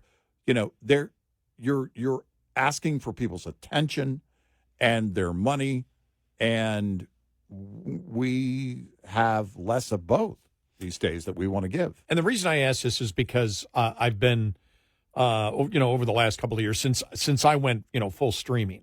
There's the Johnny Carson channel. Mm-hmm. You can watch Carson 24/7. Mm-hmm. And so I have a few times said, all right, I want to go back. And this is unfair. It's unfair, but I'm going to say it anyway. It's unfair because I've already seen most of the episodes. And he's talking about things that happened 30, 40, 50 years ago when he's doing his monologue. Mm-hmm. But what I noticed and he's the gold standard, right? People always look back and go Carson because he entertained. And this is also unfair because my sensibilities have changed completely. What I do for a living, what I like watching for a living, I would say if you take one of the Law and Orders that moves very quickly, it's always a new scene, always a new boom, boom, boom, boom, boom, boom, boom. Law and Order, when you look at what they did, how they kept going segment, but there's always stuff there. And a lot of the, detective shows today do the exact same thing. They move very quickly. Mm-hmm. My mind moves a lot quicker than it did back then as to what I observe and what satisfies me. So if you've got Rickles on, I'm there. Mm-hmm. If Rickles is on with the Carson, I'm watching. Mm-hmm. Because it's bam, bam, bam, bam, bam, bam, bam, bam, bam. There's just messages coming back and forth all over the place. Right. And in different impressions. Dangerfield, the same thing. Mm-hmm. Because he's throwing boom, boom, boom, and it's back and forth, and it's very quick. I've noticed that as I get older, and it's because I think of the environment of everything in the media, I expect that 4G isn't enough on my phone. Mm-hmm. I have to have 5G. Mm-hmm. I can't wait a half a second. It has to be there in a tenth of a second. That's just where my mind has gone. And so if there's something very quick on Carson, but a lot of times I'll watch his monologue, and it's not even the fact that it's old news, because a lot of it's still I'm wondering, what's he talking about? Oh, okay, I remember that one there. It's that it's not quick enough for me. Mm-hmm. But it was back then. And so, that's why I'm saying it's unfair to make that judgment. But I've just noticed that in entertainment and things that I want. Now, I can watch, long-term interviews, because that's why I don't have the commercials on YouTube. God, if you ever would have told me, because you do the same thing, that we would pay not to get commercials. Mm-hmm. But it completely changes the entire YouTube experience. But what I get there, and I don't stay on every interview, but when I get to an interview, it means they're really hitting substance or entertainment or things I don't know. Mm-hmm. And I'll stick around for that. But it's got to be, for me, it has to be more fast-moving than things were 30 years ago. Well, and does that part make of sense? Okay. Well, because part of the changing of those sensibilities for all of us, even comedic timing has changed. Yes. How you deliver a punchline has changed. A lot of comedians have a more subtle approach, but it's still quick-witted humor. Mm-hmm. There's a balance there, but it has to do with all of the things vying for our attention. And I think that's what streaming is dealing with too. Back then, well, there was Carson. And if you were watching television that late at night, it was Carson. And you didn't have anything else vying for your attention except sleep. And sleeping is boring, trust me. But now you have everything. You've got your phone's right there, so the world's coming at you, or you're interested in what's going on in the world or whatever it is. You're scrolling, and it's everything else. It's got to be good for people to settle in for any amount of time to get hooked long enough to stay. And that's going to be the end of again, a lot of programming. But even on streaming, you put together something like an interview program, you put it on streaming, and it's like, do we care? I might care about a segment of it, a portion of it. The Conan podcast. Often that stuff comes up on YouTube in segments for me, so I can watch 10 minutes at a time. Yeah. Great point. I'll sample it, and if I think I want it, Chris Robinson of the Black Crowes is one of the best. Kevin Nealon is probably, those are the funniest. But the way that he and Conan exchange jabs, it's just very funny. But Chris Robinson, the things I learned in the first segment that I watched, I'm like, oh, okay. It's he's a very funny guy. Used to be a stand-up comedian, but also a musician, and it's like, okay, you piqued my interest. I can watch some more segments. You end up watching the whole thing. If our attention span is fragmented now. We want to move on. I think that's what's going on with a number of sports broadcasts, where, do I want to sit there for 3 hours? I'm telling you, my watching sporting events, I find I enjoy watching the 10, 15-minute highlights. Exactly. When you know that's available, right, then it's you like don't invest the long 3.5 hours. For Kimmel, to me, and I guess part of it would be, I guess you could say maybe some of it's based on just my personal, partisanship. But when I watch Kimmel, he comes out, I know that the only goal for him is to make some type of joke to insult the left. Right. All right. I know it is. Or insult the right, you mean? What I say, good God, insult the left. Insult the right. If he's yes. insulted the left, I do want to see that. Thank you for correcting me on that one. People are going, what the hell is he talking about? Talk about it. I'm turning him off because he's delusional if he thinks that's what Kimmel is doing. And so he'll start setting up the joke. I'm like, okay, where's this going? And then, like on Monday night, when I saw that, I went, well, you're trying to set up a joke that's based on something that's completely false and is pretty self-evident that it's really false. That's really poor. Yeah. I mean, forget about the thing that he's making the joke about an assassination. Just the setup of the actual joke wasn't based, and you and I have always talked about in comedy's got to be based something on reality. Right. And when it's self-evident that it's not based on reality. Or something that is so blatantly absurd. Yeah, and so I watch it, and then there's a certain, call it arrogance, I call it more of a snarkiness, or more of a elitist snarkiness that I've got this joke and it's special. Even the style of it is wrong for me at that point, if that makes any sense. Yeah, because it's the opposite of self-deprecating. Which I find extremely funny. When you put off this air that, hey, this is going to be funny, you've already ruined it for me. Yeah. And that's the impression I get from Kimmel. Yeah. He used to be great when he went out in the street. Remember those? Mm-hmm. Some of those were really good. They were really funny. Right. You get the biggest idiots on the planet. Yeah. Who had no idea what was going on in current events. And then what he said was, hey, these people are really stupid.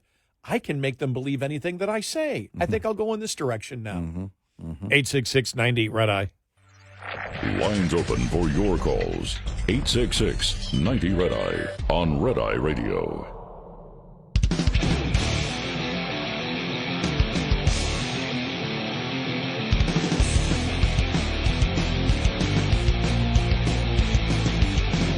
We are Red Eye Radio. He's Eric Carney, and I'm Gary McNamara.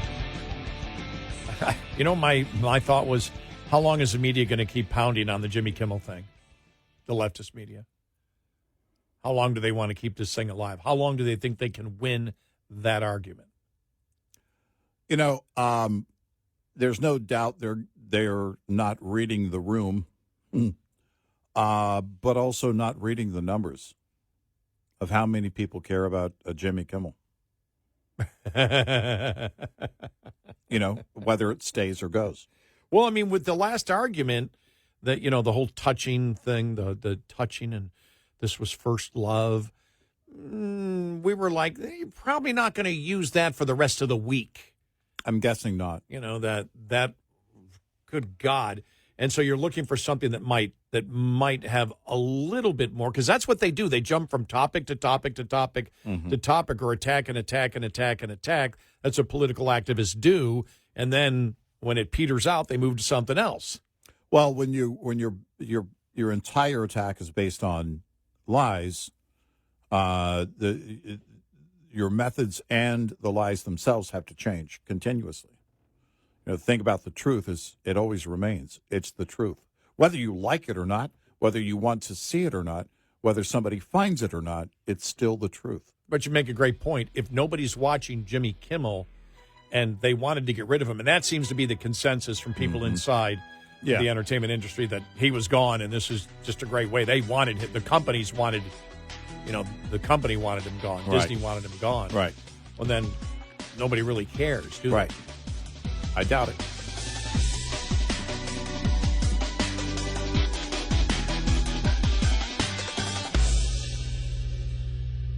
This is Red Eye Radio on Westwood One.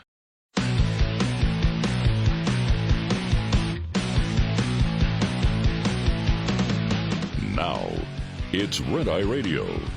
Gary McNamara and Eric Harley talk about everything from politics to social issues and news of the day.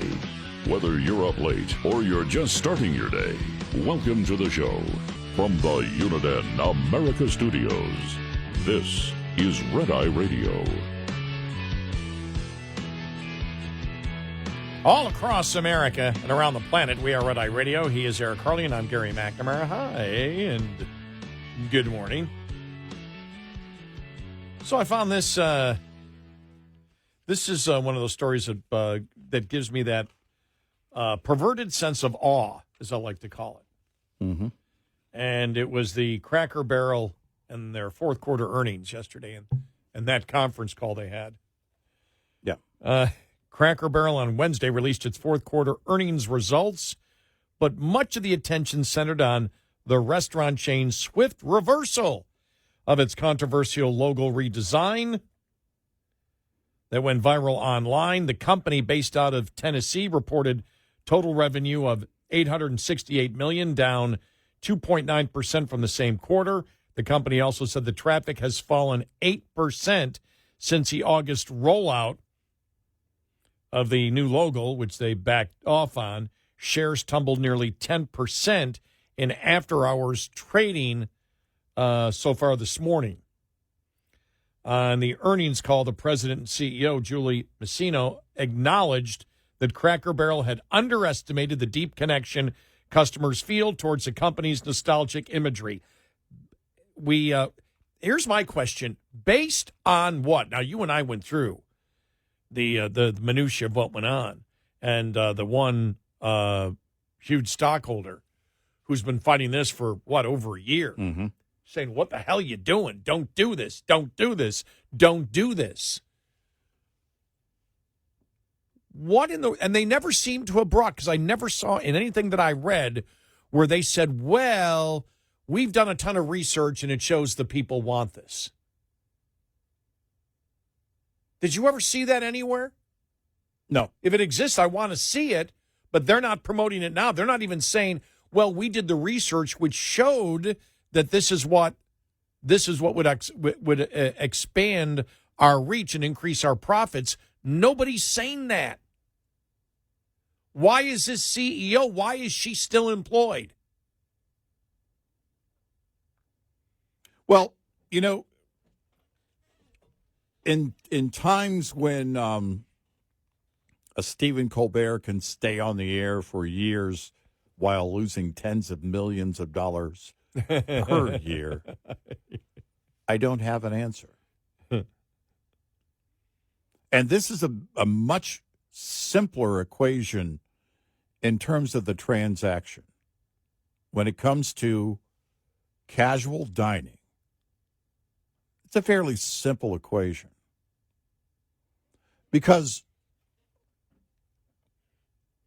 when you go in and you mess with a brand that has a specific brand, and this is kind of redundant, but there isn't one like Cracker Barrel in casual dining. That's the whole point. You're trying to create a unique experience. What about the experience is failing? The food, the service, the decor, locations? What's failing? Well, you would do that research, correct? And you then would show that data. Right, you would right. And the reason that you would want to show that data to investors is to justify the move you're going to make to remedy that situation. You can say, look, these poor performing stores, we believe it's now location, which does happen. Mm-hmm. If the demos change, if the demographics change, all right, our core demographics for our customers are no longer as close as they were to these locations or whatever it is, and you shutter those locations. If there were negative feedback, I don't know, just kind of an increased amount of people saying, you know what, we don't like the whole country store rocking chair thing. You could point to that and go, all right, this isn't a few people. This is a trend that people are rejecting the brand more and more. That was never the case. They didn't demonstrate that. And you would, especially when you're getting backlash for the changes you're making. Here's what our data showed, and here's why we were going to make those changes, but we understand a much greater number now of people don't want those changes. But that never happened, and the reason it never happened is because I suspect the data never was there. It was somebody taking their own vision and applying it to the brand, saying, and again, the menu doesn't change. Okay, what are you talking about? If you want to add one or two items along the way or seasonal items, That's one thing. If you want to come in and totally redesign the menu. But you have the CEO coming in and saying, everything that we wanted to do, even though we had investors, major stockholders that said, don't do this. What are you doing? This isn't the brand. And we did it anyway. And they're admitting everything that they did. The CEO's admitting everything they did was wrong. Yeah. They were warned it was wrong. They did it anyway. $700 million they were going to spend. What is the reason for keeping that person if you put somebody else in there? Because I think part of what happened was, if you've straightened out the problem, okay? Well, then why does your stock go down 10% in futures trading after this? If there's a no confidence vote in the CEO, isn't that it? Oh, yeah. Because if you've reversed, okay, you've solved the problem. Okay, we made a mistake. Sorry. Well, there's a ton of stockholders that don't believe that. They don't believe she's eventually going to put the company in the right direction, so they're bailing. Yeah. They don't believe in her vision. I'm amazed, and you bring up a great point with Colbert. Because that doesn't happen in our business. No. You can't lose in the media. You can't lose. It doesn't exist anywhere where you lose like Colbert tens of millions of dollars every year and you stay on for years. That just doesn't happen. And so I think it's a great example, but you look at this and you say, everything that you did was against what a significant portion of your stockholders wanted. It's what the creator said of the brand. What the hell are you doing? Well, we need to modernize. If you become metal and glass and serve food, that makes you no different than anybody else. That's not our brand, but the brand's old. It's supposed to be old. It was old when it started. Right, as the one original owner said, one of the original founders, it's supposed to be old. They didn't open in 1886. Right. It's supposed to be rustic. It's supposed to be, when we opened it in 1969, I'm paraphrasing here, but this is accurate. When we opened in 1969, it was based on rustic 1920s kind of architecture. Country store.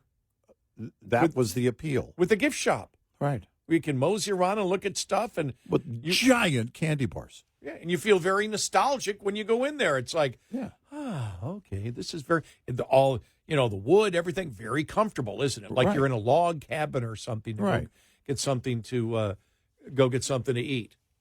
Yeah. And it's like, and this is when I get into this, as I call it, a perverted sense of awe. I can't believe that with $700 million going on in investments that it got as far as it did. And then complete rejection. And she admits that, their customers hated it. Yeah. Because we want our longtime fan and new guest to experience the full story of the people, places, and food that make Cracker Barrel so special. Well, you should have been promoting that in the first place. As the founder said, $700 million? They were going to spend $700 million to kill the brand? What? That's insanity. Yeah. And it's, and some of the feedback that I've seen online, and even a couple of people that have written me, said that something changed with them when Cracker Barrel started serving beer. And I thought, that's interesting. The psychology there is that you change the nature of the brand. Not that people are offended by beer, but they don't look at Cracker Barrel as a beer place. Now, you take, for instance, Chuck E. Cheese. We know why they serve beer. If you have children, you understand. Right. You need to be able to handle all the noise. Exactly. And so if you dull the senses, it all makes sense. Right. Yes. Drink responsibly. Don't drink and drive. But in a brand, which, by the way, that always kind of, I always kind of raise my eyebrow to that. It's like, what? Serving, there's kids over here playing, and all the parents are over in the corner. It's, you know, when you change something within a brand, there's a significant portion of that loyal customer that's going to say, no, that's not what I get from your brand. When you come in and say, oh, this is way too old. It's supposed to be old. I know. And let's change it. Let's make it new. You're now coming in and pulling the rug out while the customer is eating grits. Don't ever pull the rug out from someone who's eating grits. Grits and beer. Exactly. Here it is. So I want to read the entire quote here. We want longtime fans and new guests to experience the full story of the people, places, and food that make Cracker Barrel so special. That's why our team pivoted quickly to switch back to our old-timer logo and has already begun executing new marketing, advertising, and social media initiatives leaning into Uncle Herschel and the nostalgia around the brand. Well, that's admitting you were not 20% wrong, not 40, not 60, not 50, not 75. What you're saying is we were completely 100% wrong. Yeah. Yeah. And so you would think that, okay, and the stock may recuperate, but the initial reaction from the stockholders were, why are you still here? I think that remains. I think actually I'd be shocked if there isn't an ongoing conversation in the boardroom. Now am I going to be accused of cancel culture? I'm trying to canceling the CEO. Well, the board has to ultimately decide, which is decided through the shareholders' behavior, if there's confidence in the CEO. Yeah. I just, I'm just amazed. I'm amazed. I swear, you've got a ton of people in business that don't want to make a profit. No. I just screw. How can I get in here? How much will you pay me to screw this whole thing up? Yeah. Are those the type of people that when they go in for the interview and they say, here's our salary range, it goes from 0 to 10 million, that these people are the ones that should say, okay, maybe 40 or 50,000 a year is what I'm worth. Right. Yeah. Because I'm going to reverse everything and I'm going to destroy your brand. The only bad business decision, high-profile business decision in recent years that sort of makes sense is Elon Musk and the purchase of Twitter. Well, yeah. He greatly overpaid for it, but we know why. Yeah. There was something more. Mm-hmm. Now he's working on getting, the profits back and to where it needs to be. Valuation, I don't know where the valuation is today, but, that kind of thing.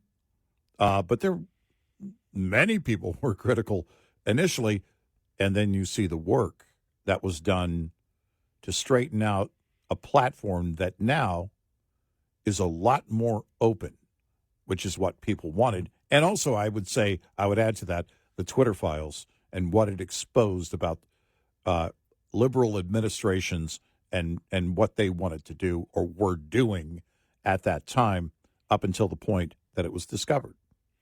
866-90 Red Eye.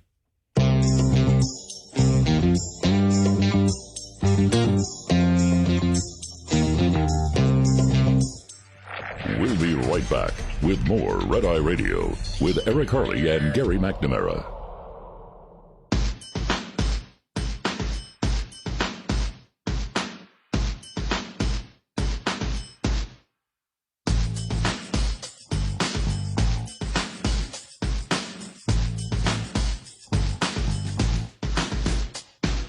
We are Red Eye Radio.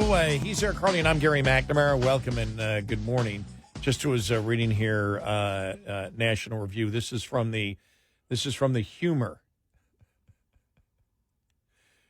section of National Review. Okay, now this is, again, not the assassination, but the response from the media. And it was Rich Lowry. Breaking: Charlie Kirk's killer's motives remains a mystery. Yeah. Experts don't know what to make of the evidence. Experts say that the document charging Tyler Robinson with aggravated murder in the Charlie Kirk case sheds no significant light on his motive, which may remain a mystery forever. It's frustrating for everyone I know. Janice Bennington, a scholar in residence on online hate at the Stonington Forum for the Informed Public, told CNN, but it's irresponsible to get ahead of the facts here. The charging documents refer to Robinson intentionally targeting Kirk and notes that he did it because of his belief or perception regarding Charlie Kirk's political expression.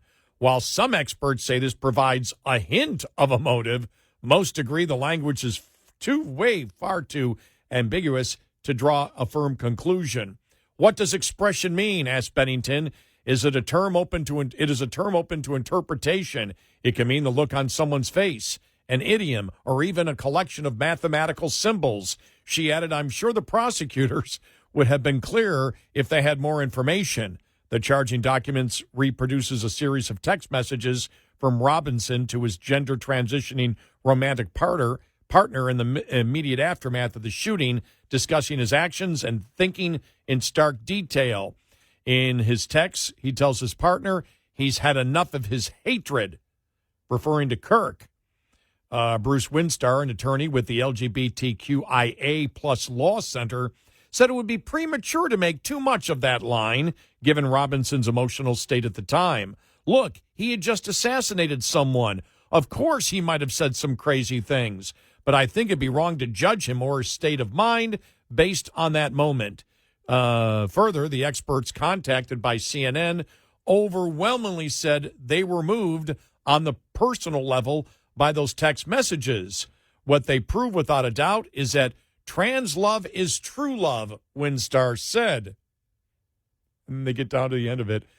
When CNN contacted a law enforcement source to ask when something might be known about Robinson's motives, he muttered, "You gotta be kidding," and hung up on the reporter angrily.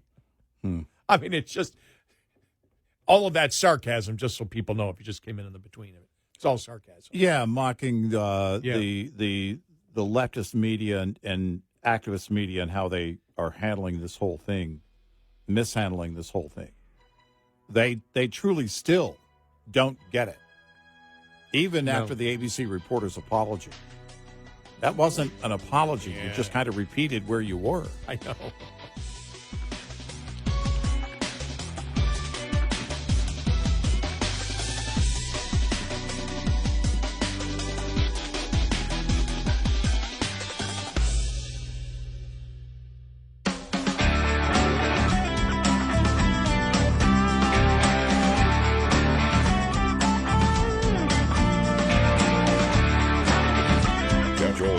Of the show live every night on the Red Eye Radio app, available in the App Store. Red Eye Radio. And he's Eric Harley, and I'm Gary McNamara. Good morning. All right, the Fed cut it, 0.25%. Yeah. You see the president? He wanted to cut 300 basis points. Yeah, that wasn't going to happen. That wasn't going to happen. I don't know.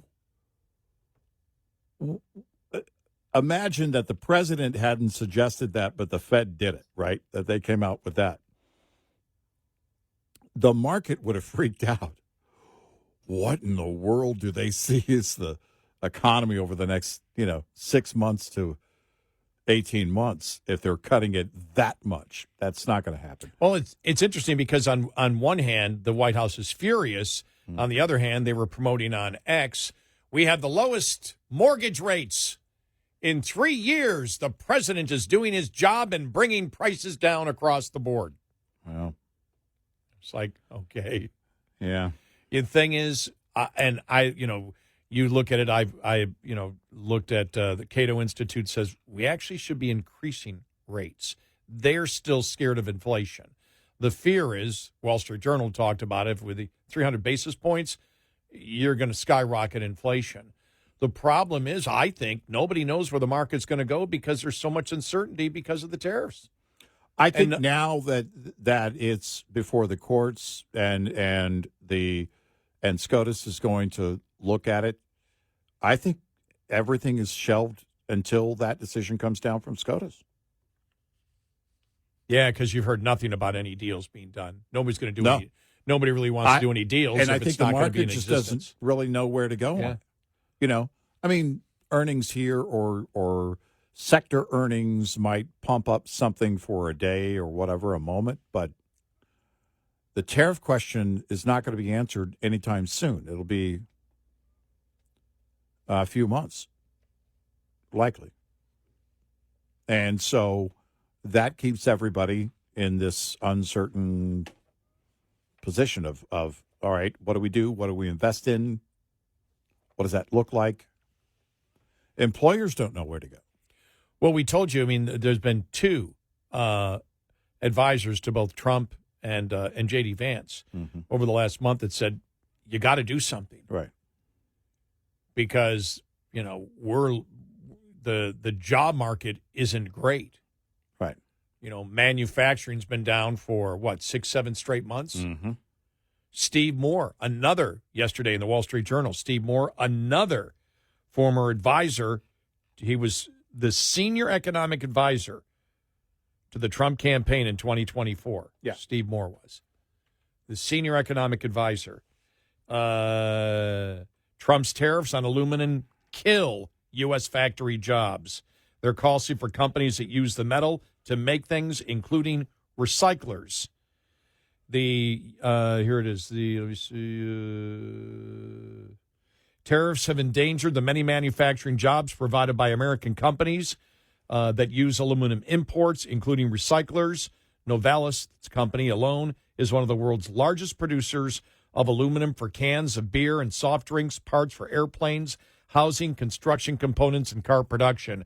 The company is building a massive plant in Bay Minette, Alabama, at $4.1 billion. It's one of the largest manufacturing investments in Alabama's history and will hire thousands of workers across construction and up to 1,000 once the plant opens.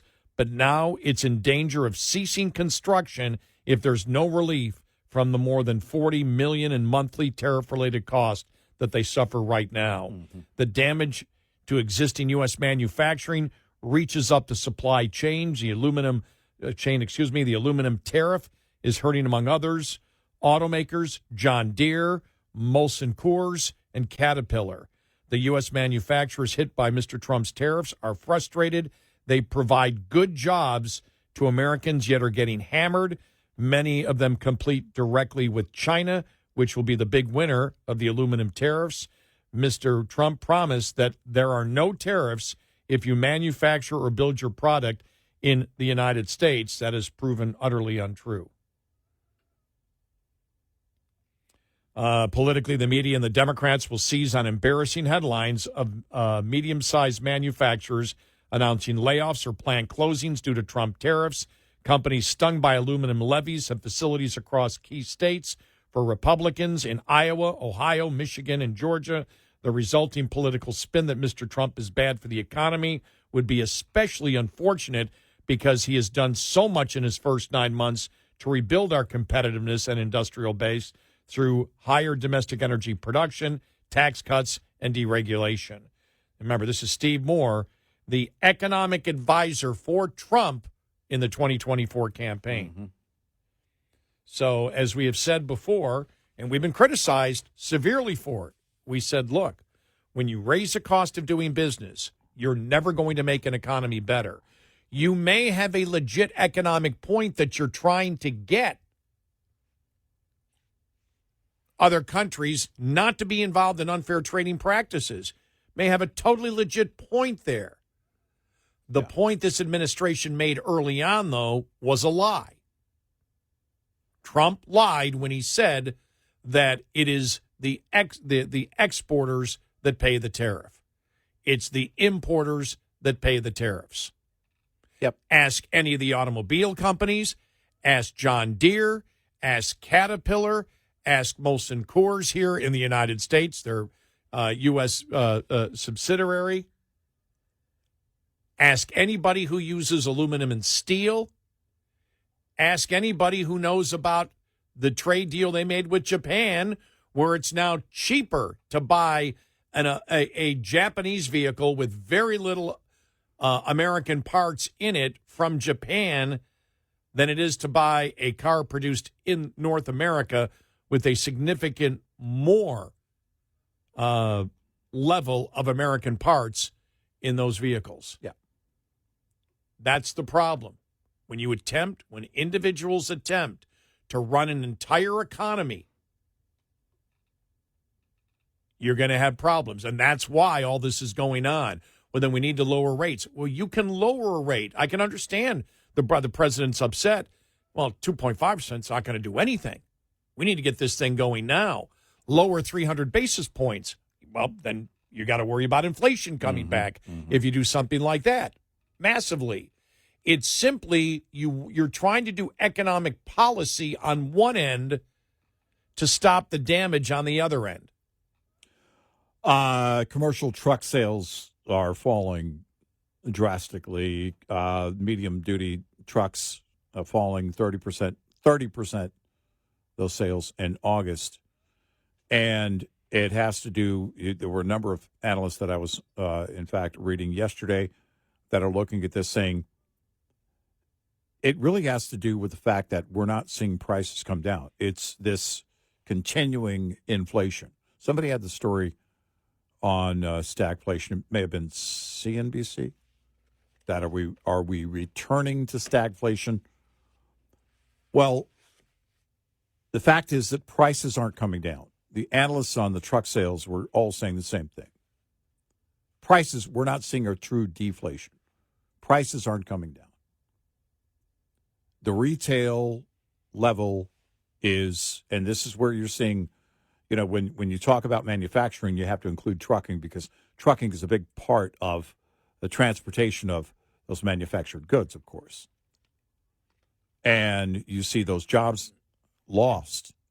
Well, the rates have hit the floor. A lot of that had to do with what the previous administration did when they quit enforcing the knowledge of English, the requirement to know English if you're here from another country. That became a huge issue. Trump fixed that, but the rates are bottomed out. And another part of that is tariffs. The uncertainty on tariffs is going to remain until the court makes a decision. There is no, unless the Trump administration came out and said, okay, fine. No tariffs, which isn't going to happen. That means we're waiting on the court. That will be, most believe, December. So there's nothing that you can announce now because it will be, yeah, but what about tariffs? Yeah, but what about tariffs? Well, we won't know that until SCOTUS issues a decision. And if your hope would be if you lower 300 basis points, that would beat any uncertainty. Yeah.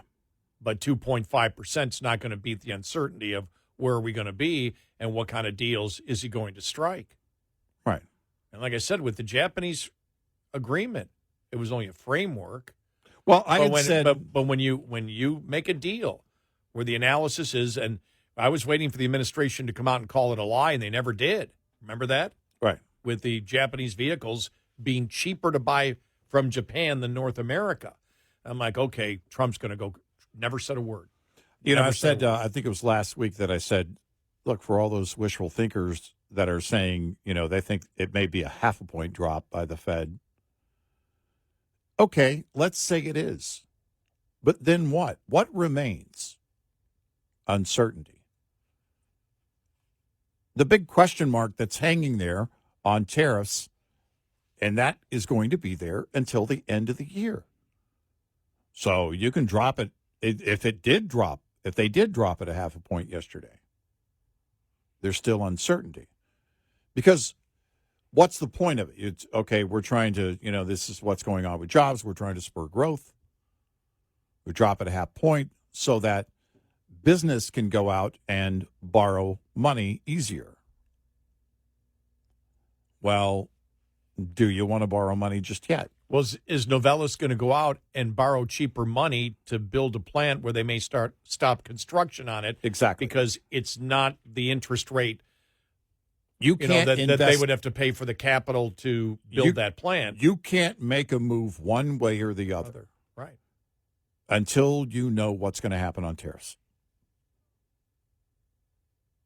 We're 90 days out.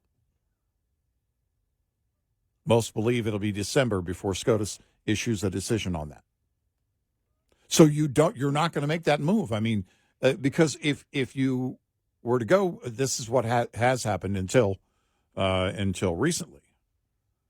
All right, an announcement is made on a deal, and you invest in this direction.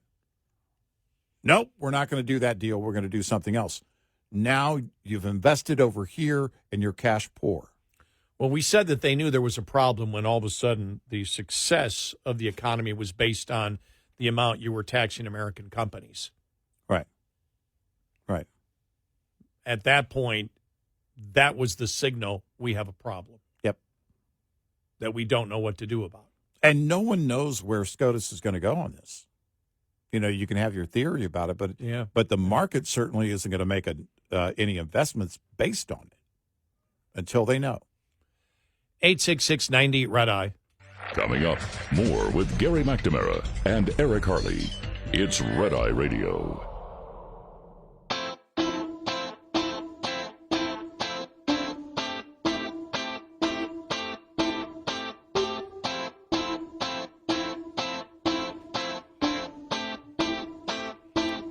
It's Red Eye Radio. We're Eric Harley, and we are Red Eye Radio. He's Eric Harley. We're not Eric Harley. He's Eric Harley. I'm Gary McNamara. Us can be Eric Harley. We are Red Eye Radio, though.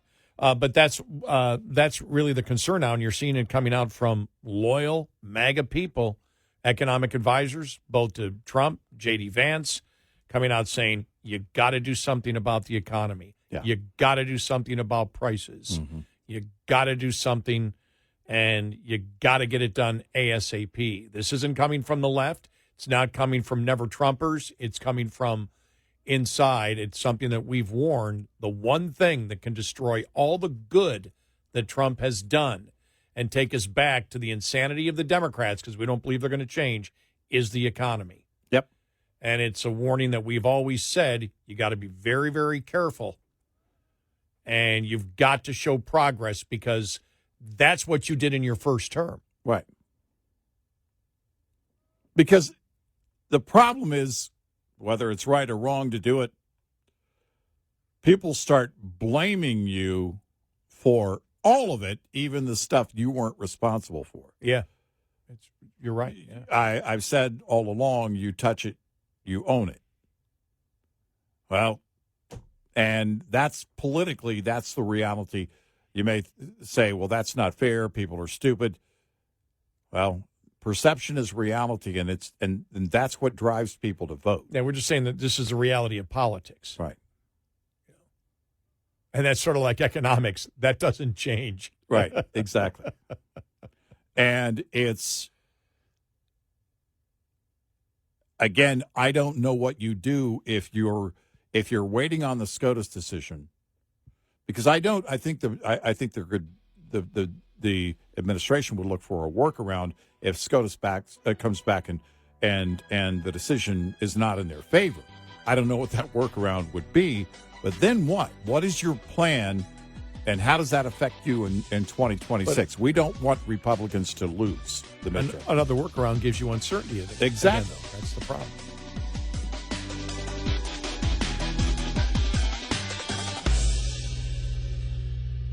This is Red Eye Radio on Westwood One.